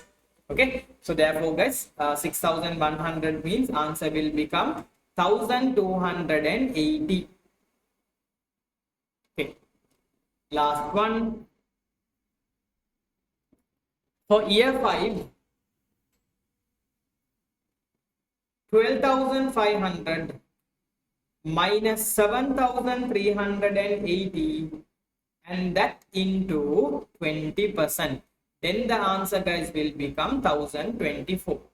So guys, you saw now reducing balance method, guys, 1 year answer to the other year answer, guys, it's always different. Okay, first year answer, second year answer, third year answer is different and small. Reducing balance method, no guys, reducing means answer is less every single year. So first year answer to second year answer, guys, it will be less. This is how, guys, we calculate reducing balance method. Okay. So later, guys, if you want to try extra questions in my tube, there are another two questions.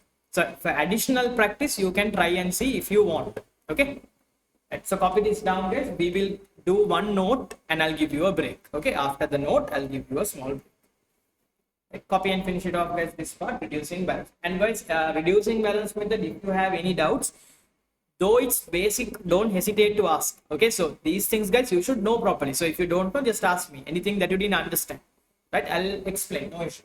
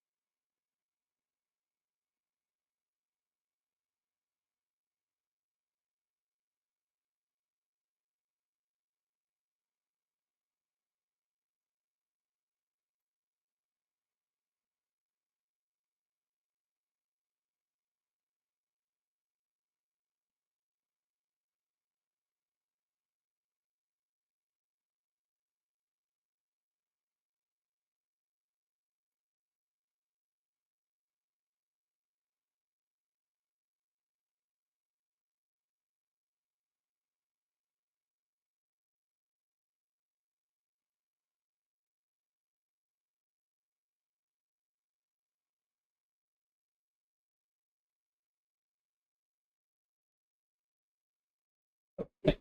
Then guys, one last note and let's go for the break. Right. Can you guys put the heading now? Okay. Right. Changes in useful life. Okay, now depreciation now is over. Now next subtopic, guys, can you take it as, right? Changes in useful life. Right. When an assets, copy down the note, guys. Okay, when an assets useful life changes,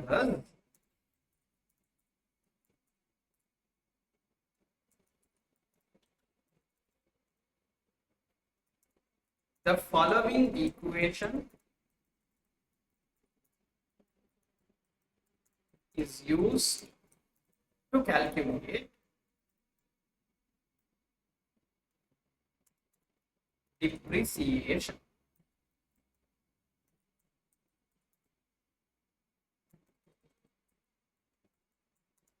Right. Cost plus capital improvement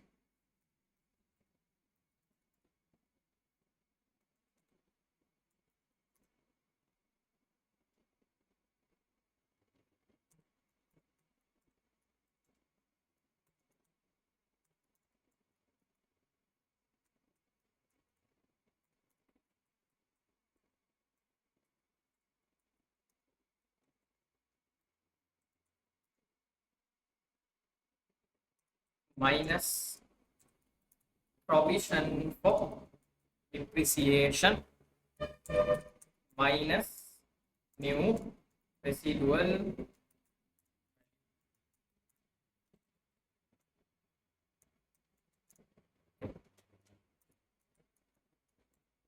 is equals new depreciable value.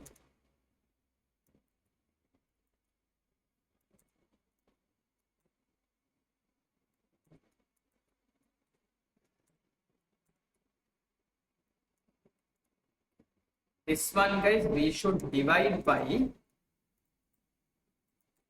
remaining useful life.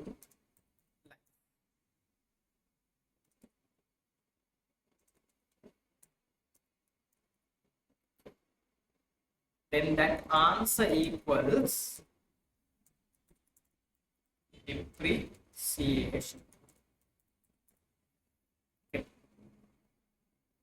And also guys, to calculate provision, there is an equation. Okay, what's the equation to calculate provision, right? Okay, copy down this one guys. Depreciation multiplied by number of years used.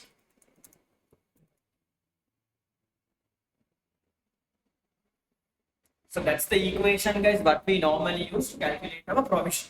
Okay, that's the equation to calculate provision.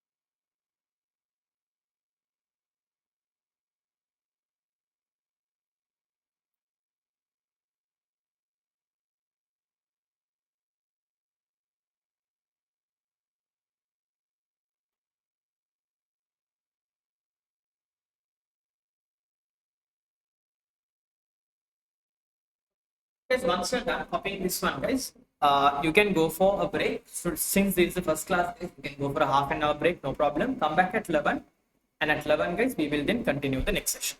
Okay, right. So have your break and come back, guys. Then.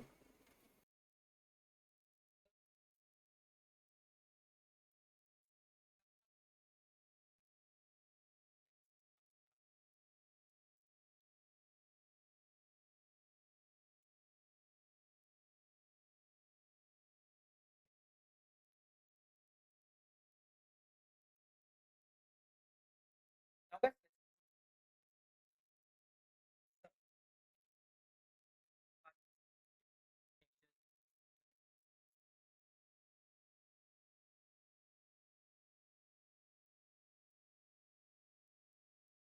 Guys, that an asset was purchased for 100,000 on 1st January 2005. Straight line depreciation of 20,000 per annum is being charged. Okay, so there itself telling you guys depreciation is going to be 20,000 it seems. Okay, right. On 1st of January 2007, the annual review of asset lives were undertaken. The remaining useful life is considered as 8 years. So what happened here guys, it's a very simple thing. When we bought the asset, the useful life is 5 years. After some time, we now understand the useful life is 8 years. Okay, so the life has changed. So normally guys, when the useful life is changing, to calculate depreciation, there is a formula, the one that we copied before the break. So normally if they ask you to calculate depreciation, go with the basic one. Basic one is what? Cost minus scrap value divided by useful life, or cost into percentage. But if the useful life is changing, like this 5 became 8, when the life is changing guys, to calculate depreciation, you should go for the big formula what you copied before the break. Right, now guys, let's start doing that one. I'll teach you one question how it's supposed to be done. Okay, in your book guys, can you please put the heading over there? Question number 7. Okay, so guys, you understand what happened? Life changed. The useful life, when it's changing, the way we calculate depreciation also changes. Right, so in that formula, the first thing that we have is cost. Can you guys copy the cost of the asset one more time? Right, first thing what we need is cost. Okay, so please copy the cost of the asset.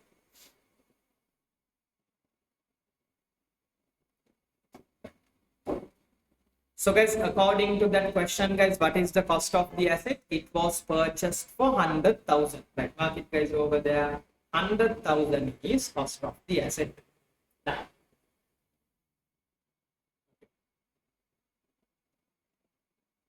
okay, plus capital improvement. Okay, now guys, in the writing book, in your equation, it says capital improvement. Guys, what is capital improvement? Capital improvement is something like this. Now, sometimes because we spend money on the asset, the life can change. Now, let's say, guys, for an example, I have a machine. I put a new engine or I modified the engine. Because of modifying, the asset life has increased. That is what we call capital improvement. So capital improvement is, did you spend for the life to change? Normally, guys, that's very unlikely. Okay, now in this question, when you read, did we spend on the asset by any chance? No, guys, we have not spent on the asset by any chance. So therefore, guys, capital improvement is 0. So no need to write that one. Okay, right. Next one, guys, minus provision for depreciation. Right, mark that one, guys, over there. Next one, minus provision for depreciation. Okay. Right, now guys, understand, this is very important. Okay, now guys, provision for depreciation means what depreciation? Total depreciation.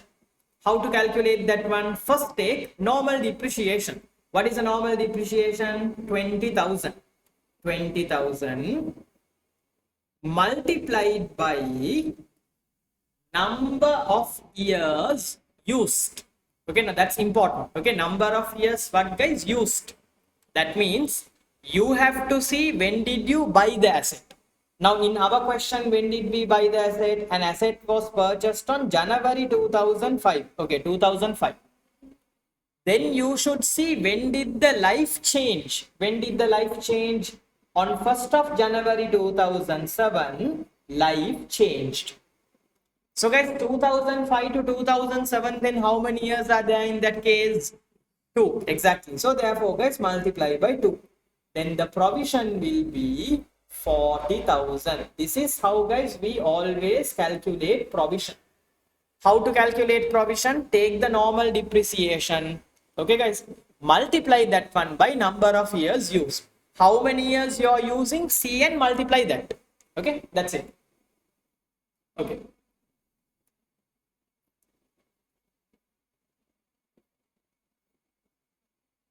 Then guys, next part. Now in the writing book, if you check the next part, what does it say? New scrap value or new residual value. That is not there. So 0. So no need to take that. Okay. Now guys, can you get this answer? This is what we call new depreciable value. 100 minus 40. New depreciable value. So guys, 100 minus 40, guys, new depreciable value, guys, what will be the answer? Answer will be 60,000. Okay, done. Divide by remaining life. Okay, divided by remaining life. Right, now guys, in this question, what is the remaining life? The remaining life of the asset is 8 years. Okay, now guys, can you divide by 8 and then get the answer? Okay, 60,000 divided by 8.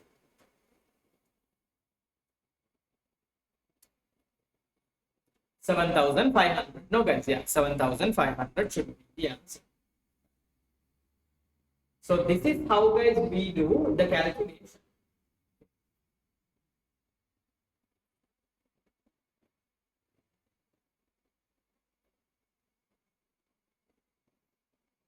Okay, so this is how, guys, we do changes in useful life. Make sure you apply the formula. Right now, guys, we have 2 more questions to practice. Okay, guys, can you do a small work with question number 9? First of all, guys, can you read the question and get me normal depreciation, guys, faster? Okay. First of all, guys, can you please go through the question and get me normal depreciation? Okay, get me the normal depreciation minute. I'll zoom in the question, guys, a little bit more. Okay. So, guys, first read from here to here and get normal depreciation. When I say, guys, normal depreciation, the usual method, cost minus scrap value divided by useful life. Okay, get the normal depreciation value. Yes, that's correct. That's the answer. First, guys, get the normal depreciation. Good. Okay. Now guys, once you get the normal depreciation, now can you use the big formula and find the new depreciation now? Now what you found was old depreciation now. Now the life is changing. When the life is changing, I want you to apply the big formula and now find the new depreciation. Please start doing that part guys over there. Once you find the old depreciation, use the big formula and find the new depreciation.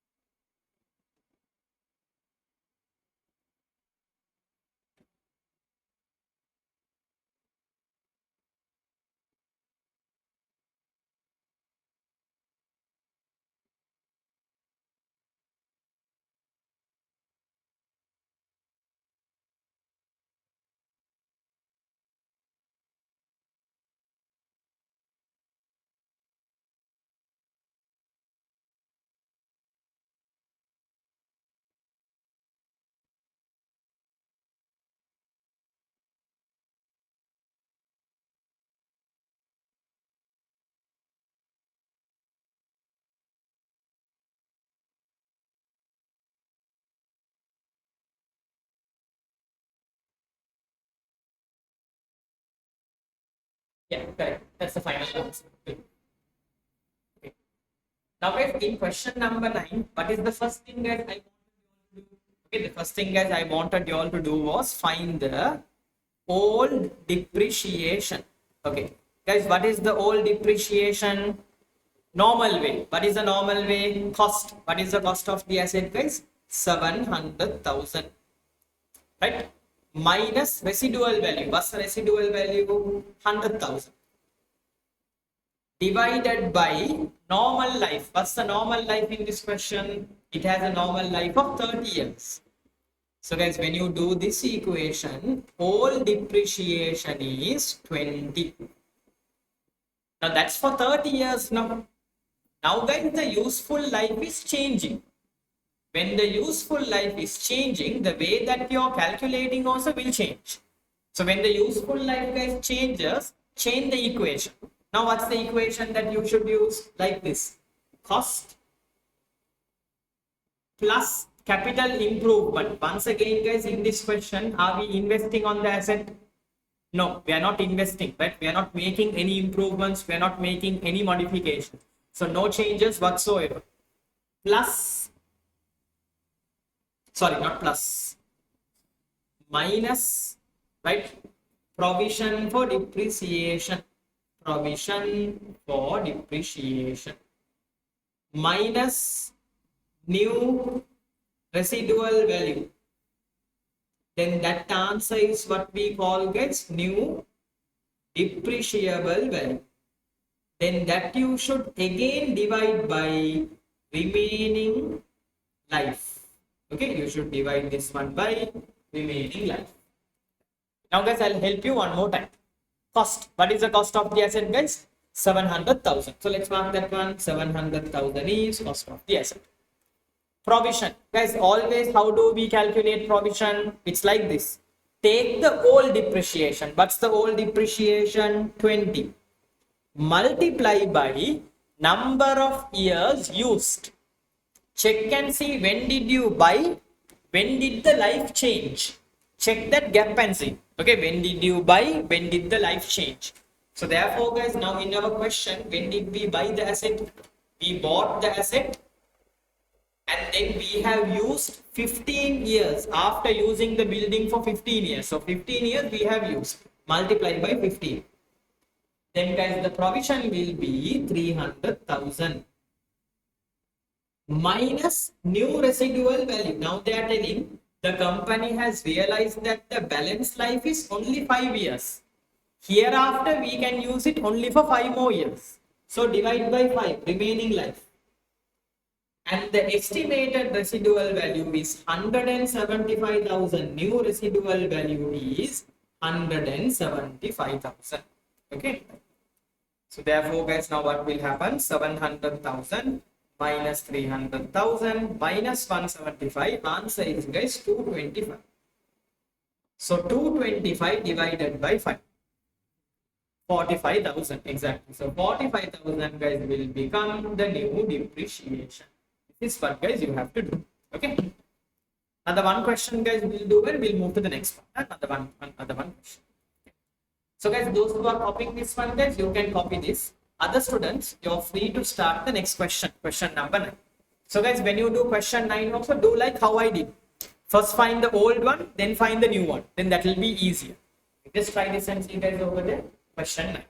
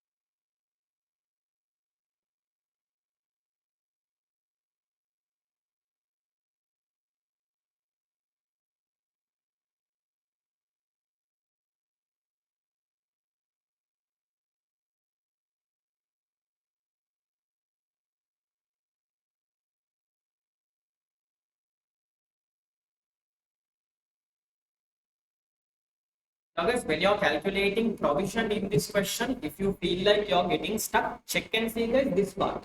When did you buy? When did the life change? Check that year. Okay, then you will understand how many years we have used so far. See when did you buy? Now we are buying when 2000 x2. Life is changing in x3. So see how many years are there.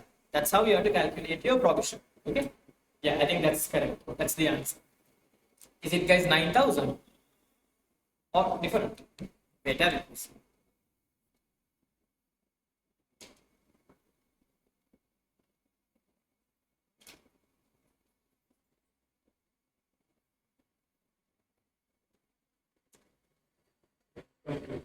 10,250.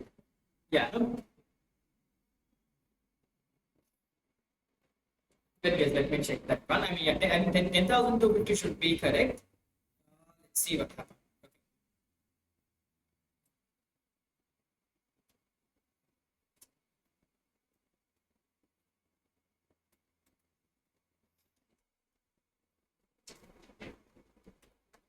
'Okay, now guys, first thing what you do in question number 9, find the whole depreciation. Guys, whole depreciation, how to find? Take the cost. What is the cost of the asset? 100,000. What is the residual value? 10,000. What's the useful life? 5 years. Okay. So 100 minus 10 guys divided by 5, we will be getting whole depreciation, I think 18,000. Yes, no? 18,000. Now guys, once you get 18,000, now start doing this one. So normally guys, how do we get the new depreciation? First take the cost. Cost is 100. No capital improvement. Minus provision. Guys, when calculating provision, stick to the same method. First, what you need? Depreciation. What is depreciation? 18,000. Take 18 and multiply it by number of years used. Now, when did you buy this? 2002. When is the life changing? 2003. So 2002 to 3, guys, there is only 1 year gap now, right? So multiply by 1. So the provision will now become minus 18. Okay, yeah, no problem, right? So 10,250, correct. Then, guys, minus new scrap value. Now they are telling, guys, the new residual value is 0, it seems. Okay, the new residual, guys, residual value is estimated to be nil. So therefore the new NRV is 0. So not NRV, new residual value is 0. Right. So therefore, guys, 100 minus 18, answer is 82 divided by remaining life. So the paper says the remaining life is 8. Exactly. So 82,000, guys, when you divide by 8, 10,250 is going to be the correct answer. 10,250. Right. So, guys, with that one, now we are done with changes of useful life. Okay, let's move on to the next part. Right. Copy down, guys, any working that you need to do.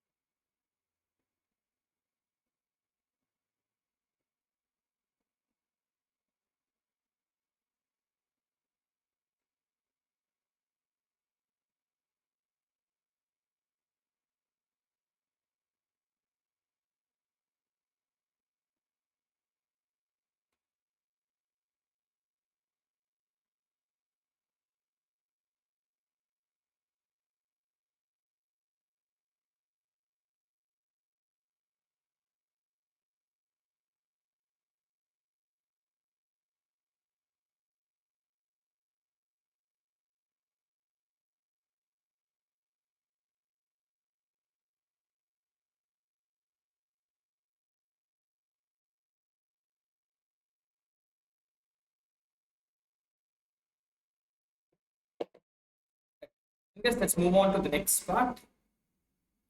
This one, guys, no need to do. I feel now it's enough, but it comes to this one. Okay. Now, guys, remember the next area is called revaluation. Again, guys, a critical part of the lesson. Now, when you guys take an asset, now we studied before the break. When you buy a PPE, initially we always mark it at cost. Okay, when you buy a non-current asset, okay, or when you buy PPE, the initially recognition should always be done at cost. Okay, but then later at the end of the year, if you want, you can keep it at cost itself, no need to change. Or you can, guys, go for another option called revaluation model. What is revaluation model? That's where, guys, you're checking the market value of your asset. Okay, so at the end of the year, you can either keep it at the purchase price, which is the cost, or maybe, guys, you can shift into a method called market value method. You can check the market value and take that. Checking the market value is what we call, guys, revaluation. So now we are going to learn two parts: how to calculate revaluation, and once we get the answer, what to do with it. Okay, that's what, guys, now we are going to look at. Right. So in your writing book, guys, can you please put the heading, guys, over there as revaluation? Okay.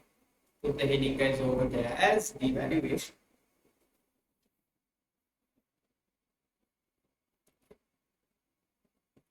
Right. So, guys, what is revaluation, guys? Once again, it is where you check the market value of the asset and take that. Okay, that is what we call, guys, revaluation. Right. So for that one, guys, a small note that we have to write down how to calculate. Can you guys mark there? If land compare cost with market value.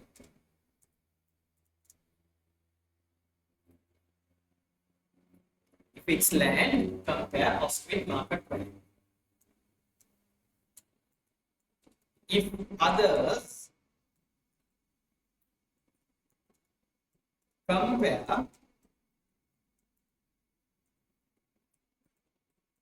carrying value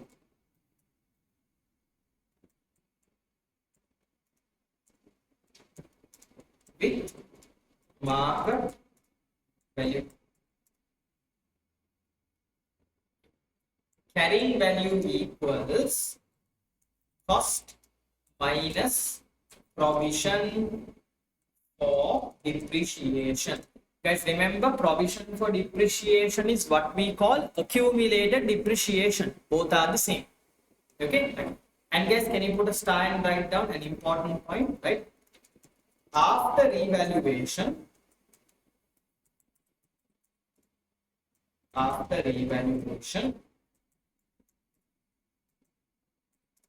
all existing provision for depreciation must be cancelled out. Existing provision for depreciation must be cancelled out.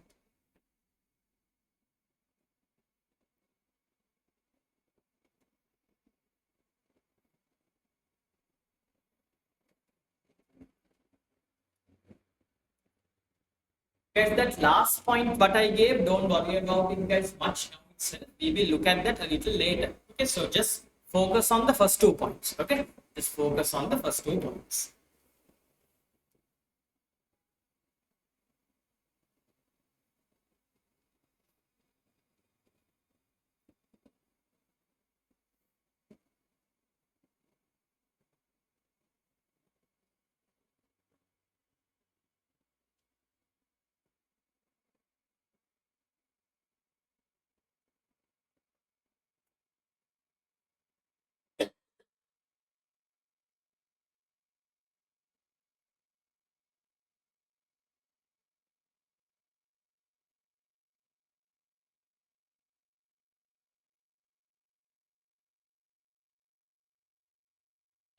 So guys, first I will do and show you guys 2 basic questions, and once that part is done, then we can do the other video.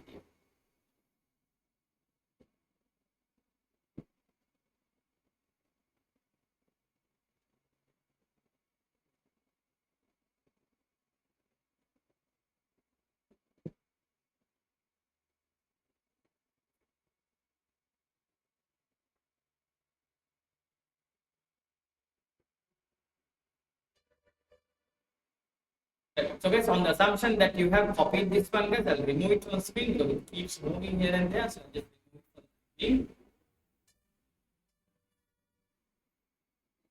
If you are still copying this, just let me know. Okay. Right. Okay. So guys, look at these 2 basic questions. Then I'll give you a question to try on you. Look at the first one, guys. Illustration number 1.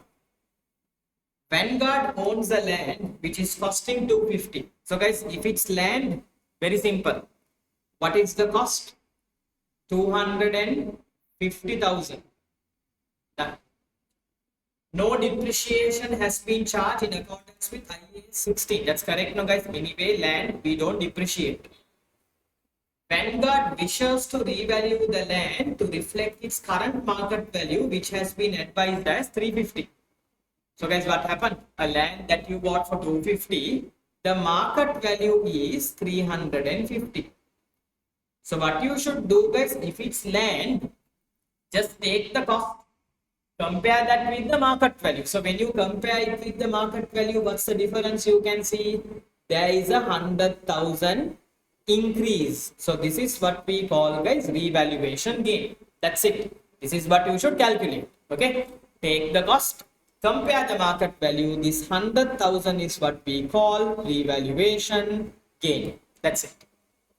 Right, now guys, go to question number 2. Now in question number 2 guys, when you go for that one, H is running a business in Scotland. It has run the business for many years with the building that costed 300,000. Okay, So the cost is 300,000. Easy. On which 100,000 depreciation has been charged. So please remember guys, when you are doing revaluation, land does not have depreciation now. Then easy, cost and market value. But if it's not land, if it is any other asset will have but depreciation. So because depreciation is there, that has to be considered. Okay, if it's land, you're only focusing on the cost. But if it is guys another asset, you have to focus on what? The depreciation also. So take the depreciation and cancel it out. Accumulated depreciation minus 100,000. So therefore guys, now the carrying value will be 200,000. That's why guys in the note it says land means what? Compare cost and market value. But if it is not land, what you should do? Compare carrying value and market value. Why carrying value? Because other assets have depreciation. So you should consider that also. Right. So once I subtract the depreciation, guys, carrying value is 200,000. Right. Now, guys, what is the market value?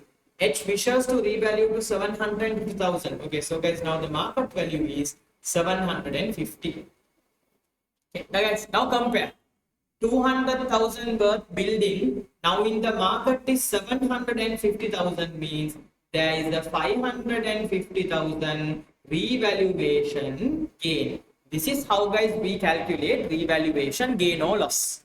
Okay, so in this lesson, first thing you should know the basic calculation. After that only guys, an important part is their treatment. Now when you get a gain, what to do with it? Where to go and mark? I will explain that, right? So guys, those who want to copy down this one, you're free to copy down illustration number 1 and 2. But if you understand, that's enough. Others, you all can guys now start doing for me. Test your understanding number 3. Wait, first guys, we'll give 5 minutes. Anyone who wants to copy down these two examples, guys, you're free to copy it down. That means not copy the question, only the answer if you want. Okay, right? And after that, I'll give you a question. Right? This is how to calculate revaluation.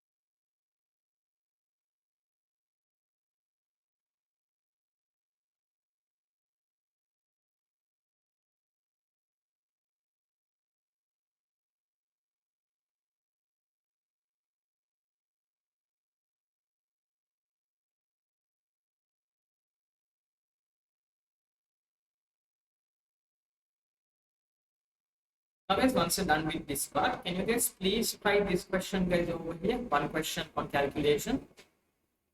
I want you to calculate revaluation gain. Okay, so normally guys, how to calculate revaluation gain? Use the formula. What's the formula? Take the cost, subtract the provision, and get the carrying value. Then that carrying value guys, I want you to compare with the market value. Then that difference is what we call guys what revaluation gain. But guys, one small thing, okay, in this question, this provision is there, no? That also you should calculate. Right now, earlier question guys, they said now accumulated depreciation is 100,000. They gave that answer. Now normally guys, if you want to calculate provision, use the same method I taught you earlier. Guys, earlier how did we calculate provision? We first took the depreciation and then what did we do? Multiplied by n, number of years used. Use the same thing to get this answer also. Right, can you guys then quickly finish off this question as well? Please calculate revaluation surplus.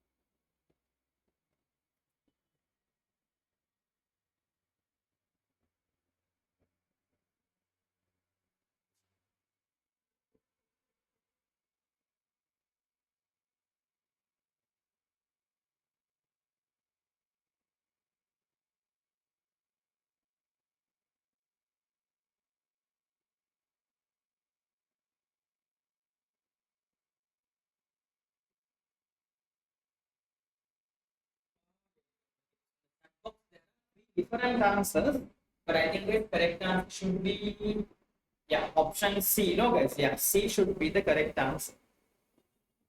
If you're getting a different answer guys, little bit check the number of years. That's where I think you're going wrong. Okay, so according to most students, answer is C, it seems. If the answer is different, little bit check the number of years, the years that we have used, little bit check on that. Okay, the number of years used.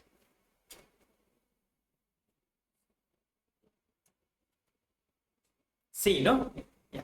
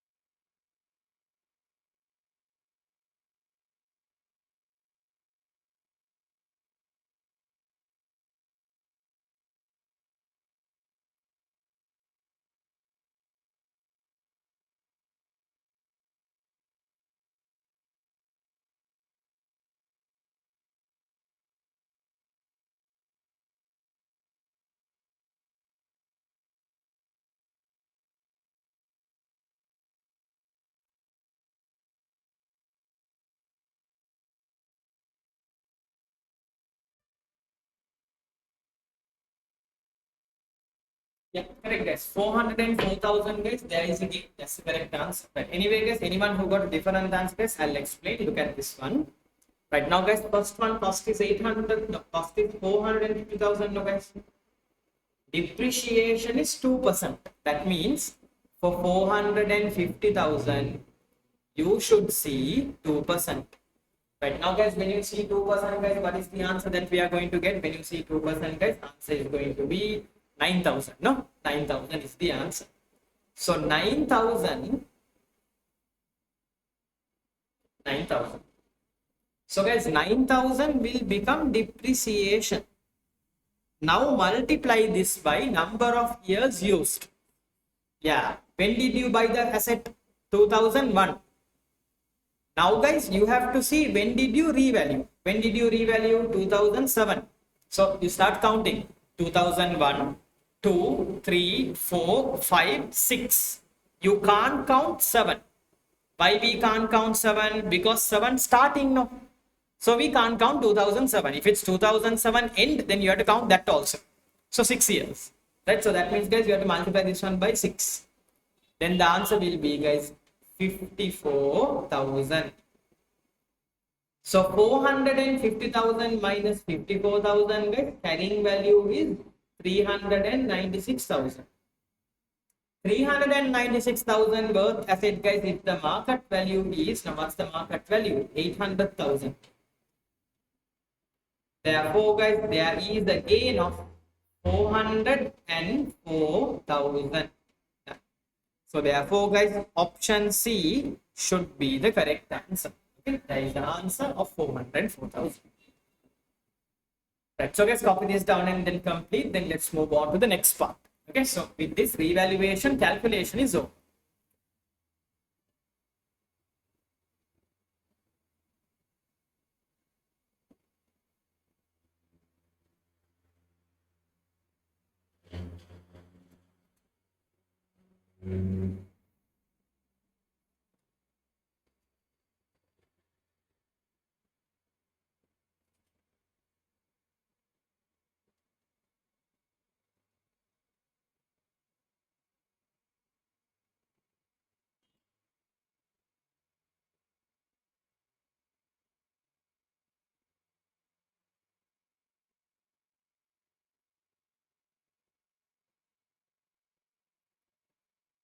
So guys, now once you're done with this part, let's move on next.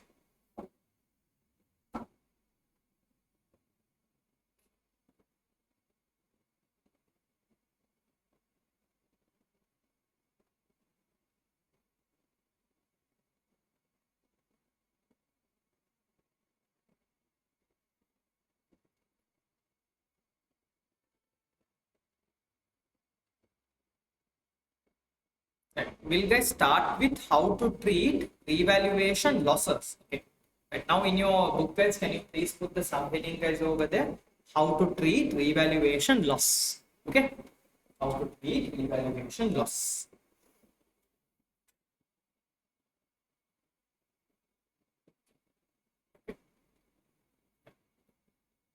So guys, can you mark it over there? Step 1. Okay, right. Calculate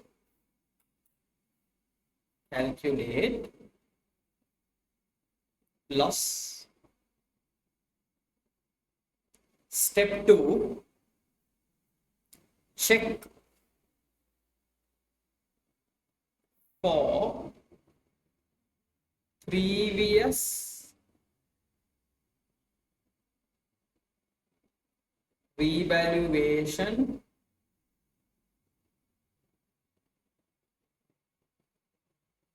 surplus.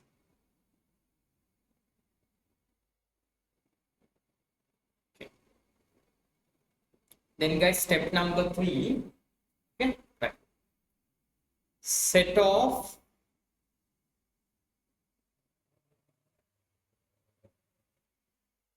through OCI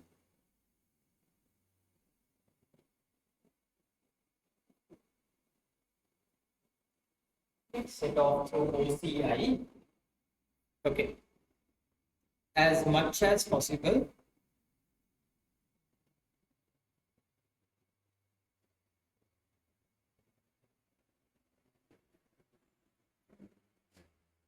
step number 4, transfer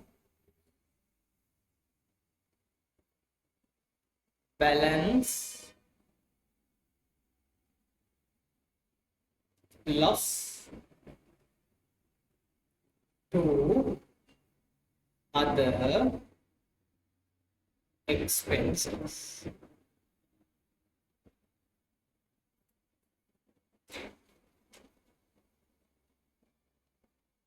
Transfer balance loss to expenses. Okay. But now guys, remember this part is very heavy theory area. Okay, now this revaluation, loss treatment and profit treatment is guys a very heavy theory area. So I will explain slowly, right? Any doubts that you have guys, please clarify and finish it off, because in your exam, this is also very likely to be tested.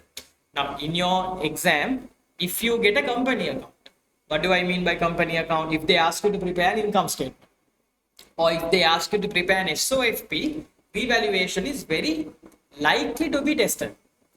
So that's why, but I explain now. If you are having any doubt, guys, please clear it once and for all. So I will explain to you this under three situations. More than this, it won't come for the exam. Okay, actually in accounting itself, there are only three situations only. More than that, nothing can come. Right. Okay. Now, guys, once you copy this part, just give me a little bit of time. I'll quickly put down three examples. Okay. Right now, guys, let's say, right, example number one. Okay. The revaluation loss is 1 million. Okay. Last time surplus, let's say, okay, 1.5 million. Okay. So example number one. Example number two, guys, let's say this example one. Okay. Example two, let's say revaluation losses 1 million. Last time surplus is 750,000. Okay. Then, guys, example number three. Revaluation loss is 1 million. And last time surplus is 0. Okay, last time surplus is 0. Right. Now, guys, let me now mark here step number one, step number two, step number three, and step number four. Okay. So this is example one, example two, and example three. Now, guys, see, in all three situations, revaluation loss is 1 million. Okay, now how to calculate loss? Use that equation what you studied in the previous page. Now, previous page, guys, what did you land? What did you do? Cost and market value. If it is something else, what did you do? Carrying value and market value. Like that, compare and you will get the difference. So if it's a loss, what you are going to do? First, I'll mark it here, guys. My loss is 1 million. Okay, step number one, loss is 1 million. Okay. Guys, now step number two.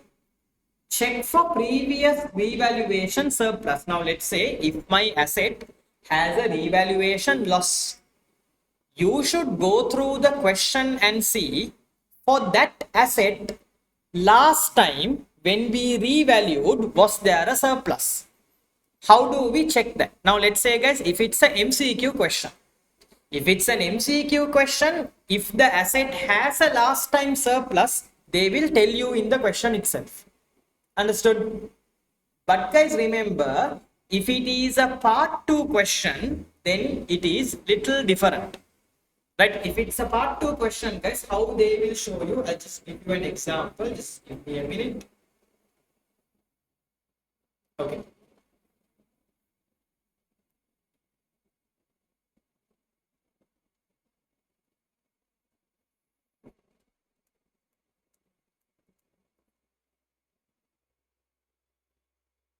Because through the exam kit, guys, let me show that properly to you.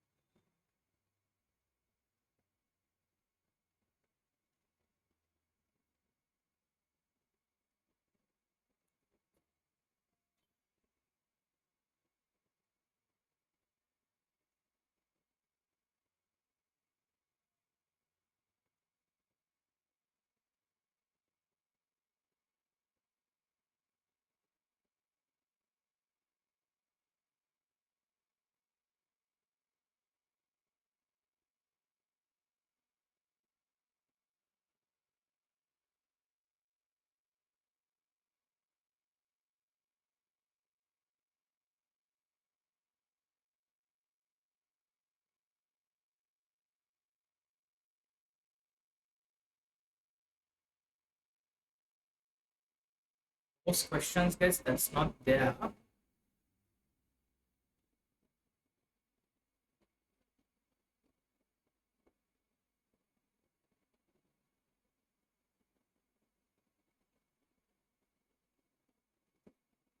Ah, yeah. Here, guys, see. Okay. Okay, again, where were we? When it's a revaluation loss, what is step number two, guys? You have to see for the asset, is there a last time surplus? If it's an MCQ question, they will tell you the surplus amount. But if it's a part two question, guys, what you should do is you have to go to your trial balance, right? On your trial balance now, guys, now can you see this part over here? See, below the retained earning, there is a revaluation surplus. Can you see there? So if it's a part two paper, how to know whether there is a revaluation surplus previously? You should check your trial balance. In your trial balance, they will mention if there is revaluation surplus 3000. So if it's a part two paper, guys, you should turn the trial balance and see whether there is a surplus. But if it's an MCQ question, they will tell for you if there is surplus that way. Are you clear with where to find that one, guys? So you have to check your trial balance always. Okay. Now, guys, now coming back to our this one, right? Okay. Now, guys, in my first example, my last time revaluation surplus is guys 1500. Okay, so that's 1500. In second example, it's 750. Third example, it is 0. Okay, now guys, the most important part. Step number 3. Set off through OCI as much as possible. Guys, what is OCI and where to mark that? I will show you. Don't worry about that section. But just read the note. Set off through OCI as much as possible. That means, guys, like this. When the business has a revaluation loss, you're trying to see whether there is a surplus. No. Try to set off as much as possible. Okay. Now your loss is there. No. When you have a loss, guys, immediately don't mark it as an expense. First, you see whether can I cover this loss. How to cover the loss? Using the last time surplus. Guys, now look at the first situation, will you? My loss is 1005. My surplus last time is 1005. Can I cover the entire loss? Yes or no? Can I cover, guys? Yes, no. Entire loss can be covered. So cover the entire loss through OCI. Done. Bye. I have a surplus of 1005, but my loss is 1000. I can cover the entire thing.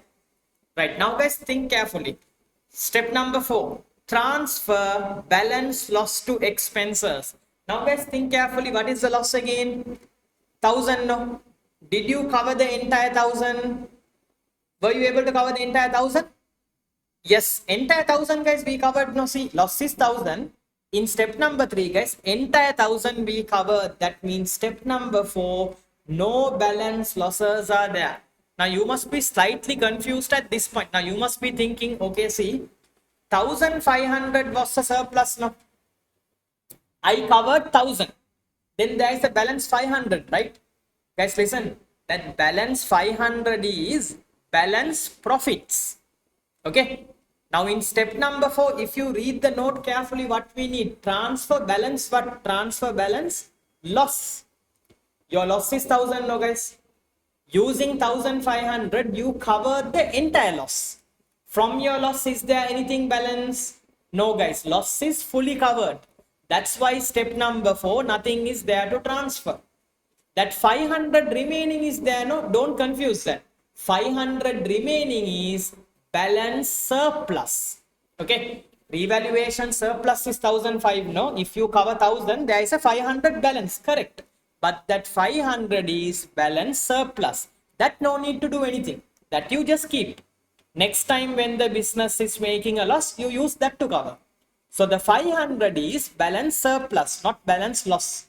So therefore, guys, step number 4, I have no losses. Therefore, I don't have to transfer anything to my expenses. I'll give you time to clarify your doubts. Well, guys, now go to example number 2, will you? Okay, now guys, in example number 2, my loss is 1000, surplus is 750. Now using that surplus, step number 3, try to cover as much as possible.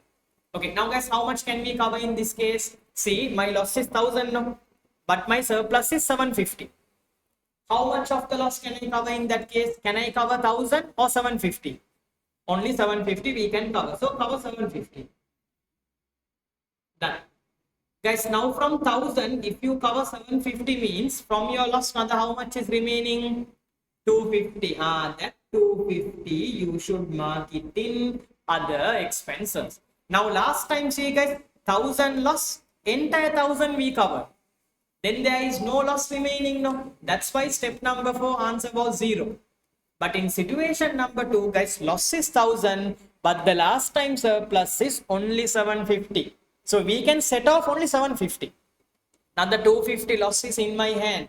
The loss that you can't cover, you should go and mark it inside other expenses or expenses.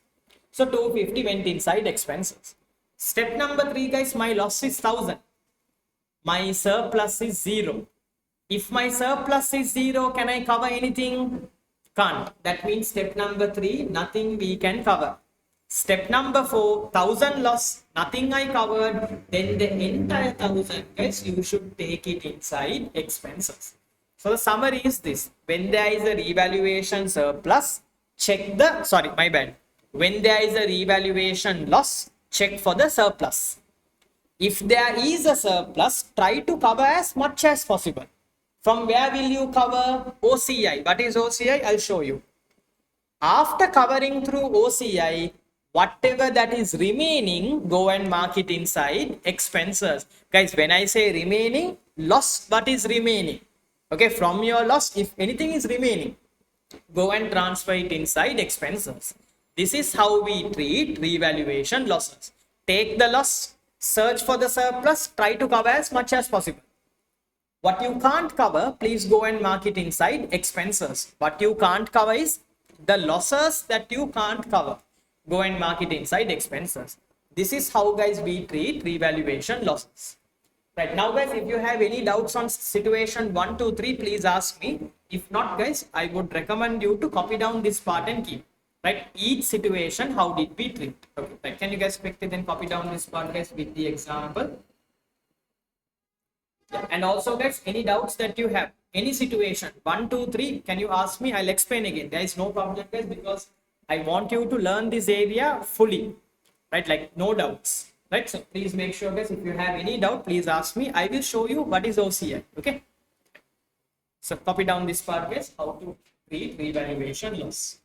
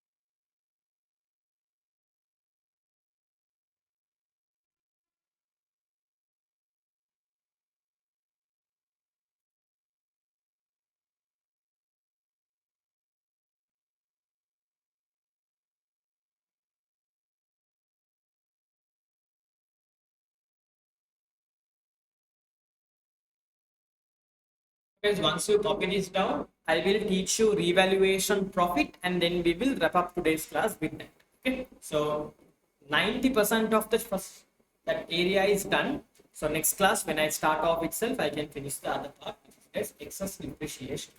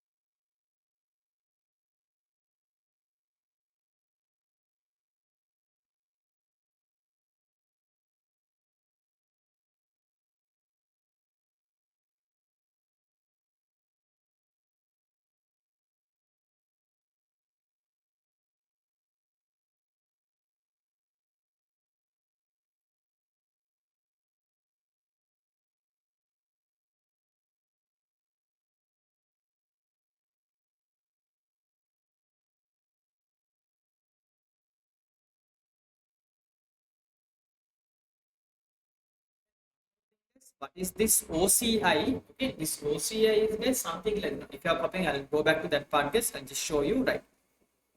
Now, guys, you all know the income statement now, right? So we have sales minus cost of sale, and that will give you gross profit.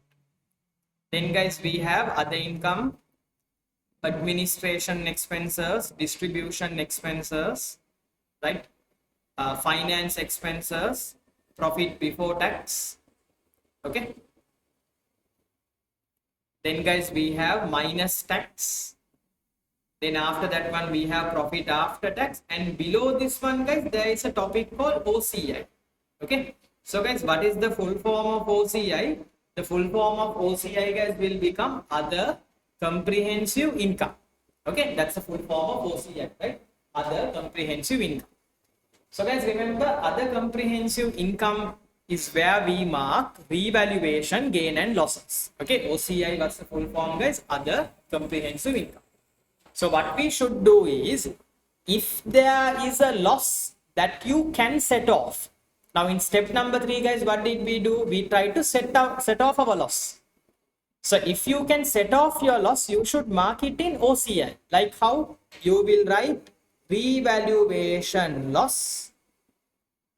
And in situation number 1, guys, I set off 1000. No? Then you will write 1000 minus.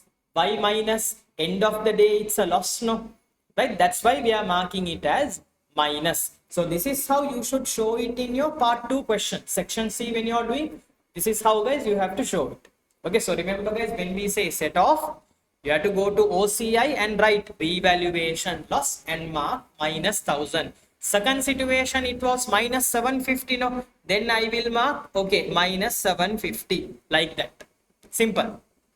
And the balance loss, you should mark it in expenses. Expenses means in your paper, they will tell.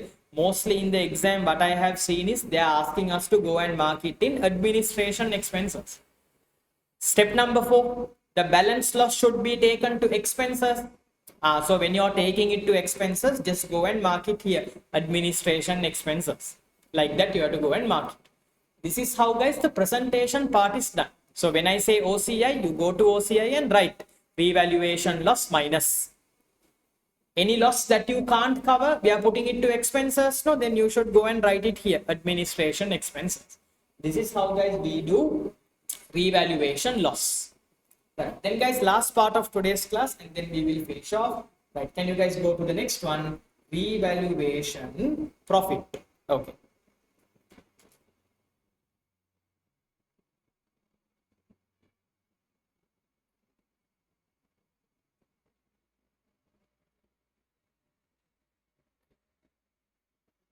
Right.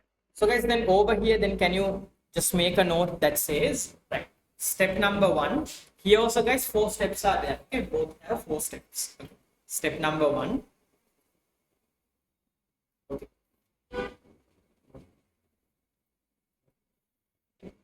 Calculate revaluation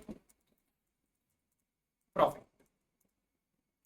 Step number 2, check for last year, check for last time loss.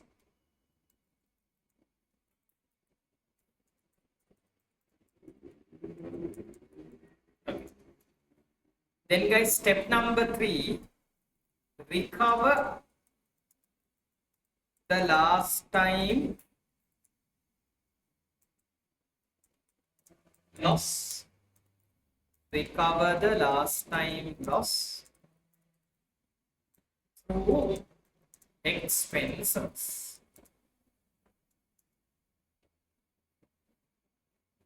And then, guys, step number 4, right, balance surplus is taken to OCI, other comprehensive income. Within brackets, revaluation reserve.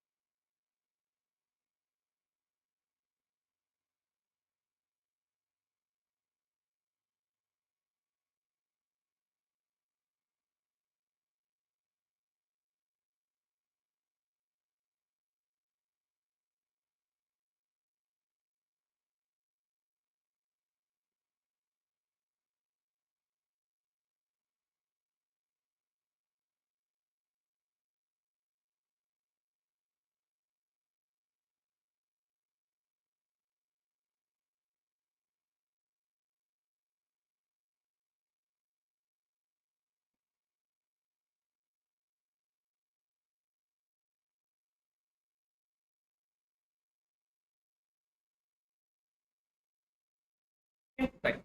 Guys, for this one also, guys, let me take up three situations quickly. Okay, right. So, situation number one, my revaluation surplus is, or revaluation profit is, let's say, guys, again 1 million. Last time loss, last time revaluation loss, let's say, is 0. Okay, that's situation one. Then, guys, when I take situation number two, let's say the revaluation profit is once again 1 million. Last time revaluation loss, let's say, guys, 700,000. Over here, guys, what's going to happen? Sorry.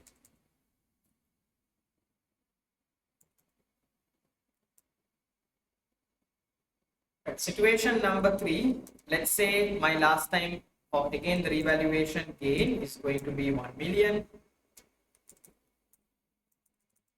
And the last time revaluation is going to be, let's say, guys, 1.2 million.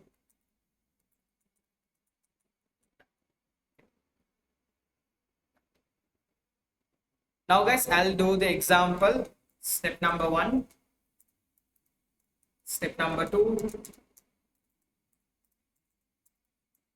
step number three,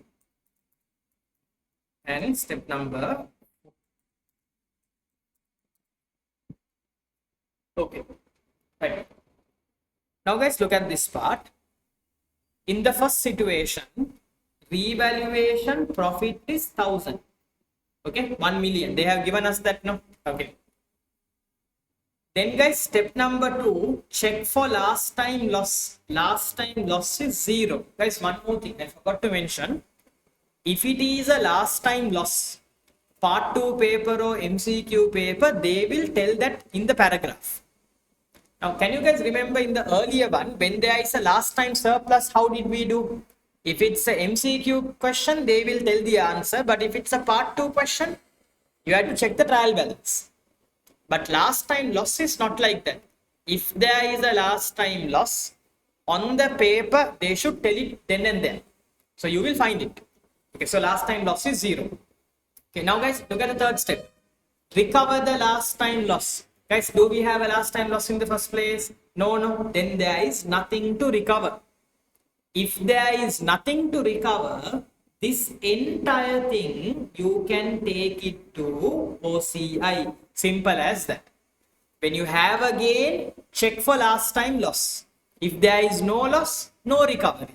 Nothing to recover, no guys. So if there is nothing to recover, the entire thing, you can mark it inside where? You can mark it inside, guys, OCI, right? Other comprehensive income. Right, now guys, let's go for situation number two. My loss is, sorry, my profit is 1 million. Last time loss is 700,000. Okay, guys, can you now tell me? My profit is 1,000. Last time loss is 700. So normally, guys, when you have a last time loss, try to recover. Now, I have 1,000 surplus now. Okay, 1,000 surplus is there. Loss is only 700,000. Can I recover the entire loss? Yes or no? Can we recover, guys? Yes, no. See, surplus is 1,000. Profit is 1,000, no? Last time loss is only 700. You can then recover the entire thing. So, guys, you have to recover in that case 700,000. Now, guys, one important point. This might confuse some of you. Listen. When you recover your loss through expenses, you should mark it as a negative value. Okay. Now, our last time loss is there, no, guys. When you try to recover that loss in expenses, you should mark it as negative. Why we are marking it as negative? Think. What are we trying to do? We are trying to recover the expense. Guys, if you're trying to recover the loss means your expenses should go down, no? That's why we are marking it as, now guys, think of it this way. In my expense, if I put 700 just, okay, if I put 700 as recovery just, if I just put 700, what's going to happen? My expenses is going to go up. What is my motive? Is my motive to charge an expense?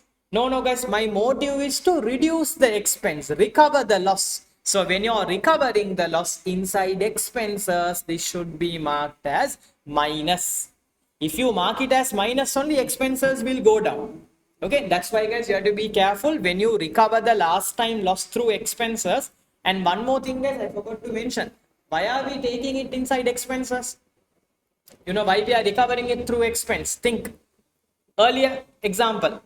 In revaluation loss, can you remember if there is a loss that you can't cover, where did you go and mark that inside expenses? No, that's why when you're recovering also, you're trying to recover through expenses, because earlier when there is a loss that we can't set off, we put to expense. No, now that loss, when you can, you try to recover it.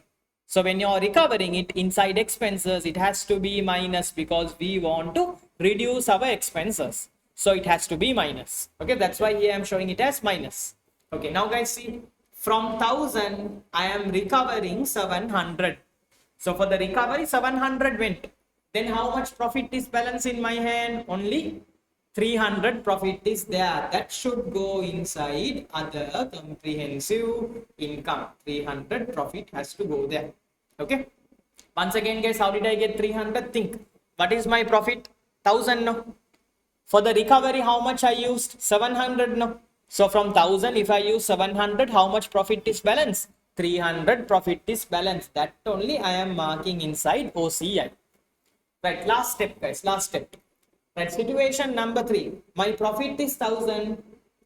Last time loss is 1200. Guys, how much can I recover now? Can I recover 1200 completely? Can't, no. Only how much we can recover? Only 1000 we can recover. By 1000, guys, see, your profit is 1000, no? Loss is 1200. With 1000, can you recover 1200? Can't, no. Recover what you can. Only 1000 we can recover. Right, now think carefully. My profit is 1000. For the recovery, I used 1000. Now from that 1000, is there anything balance? No, then nothing goes inside step number 4, OCI. But now a doubt might come. Then what about the 200? From 1000, we recovered, from 1200 loss, we recovered 1000 only, no? Then another 200 loss is still there, no? Don't worry about that. If there is a loss, keep it inside the company.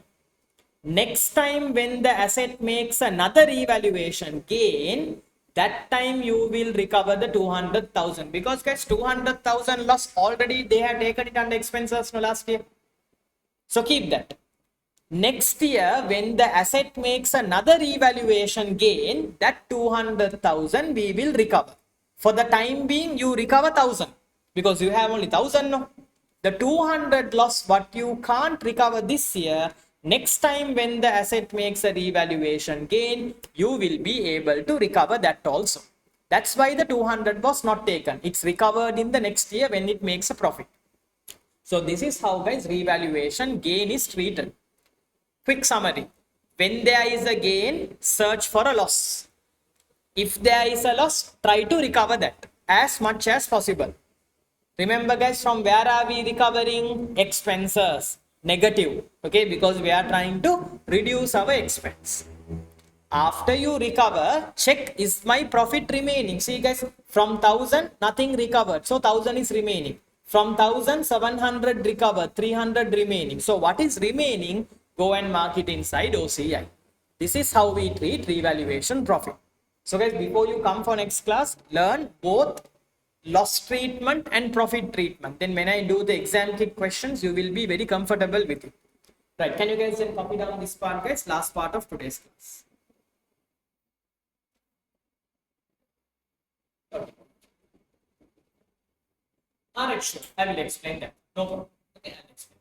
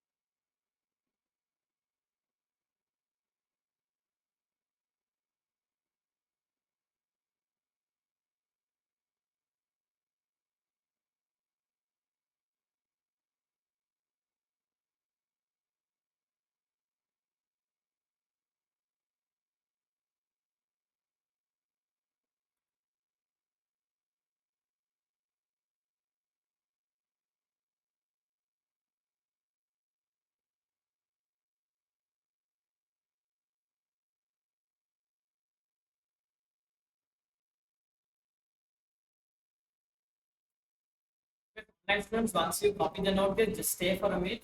Just take the attendance only. What's your name? Fahad.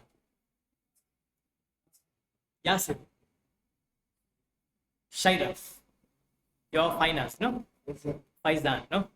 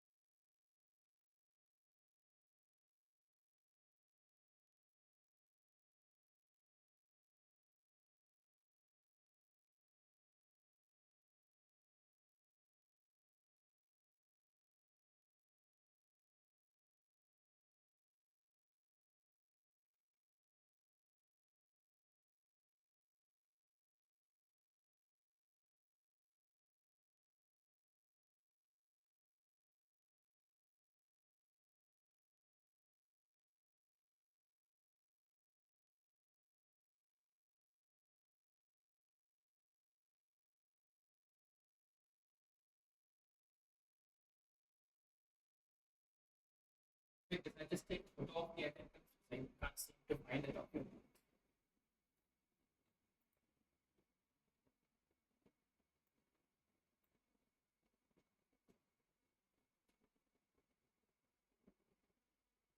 Oh, right. So guys, once you are done copying, guys, you all can leave the meeting. Next student, you can wait. I will explain to you the paper structure. Others, guys, once you're done copying, guys, that's it for today, guys. You all can leave the meeting and the class. So next Sunday, as usual, 8:30 to 12:30, guys, we will have the session. Okay, right. All right, guys. Welcome then. I'll see you all then next week at the same time. Okay.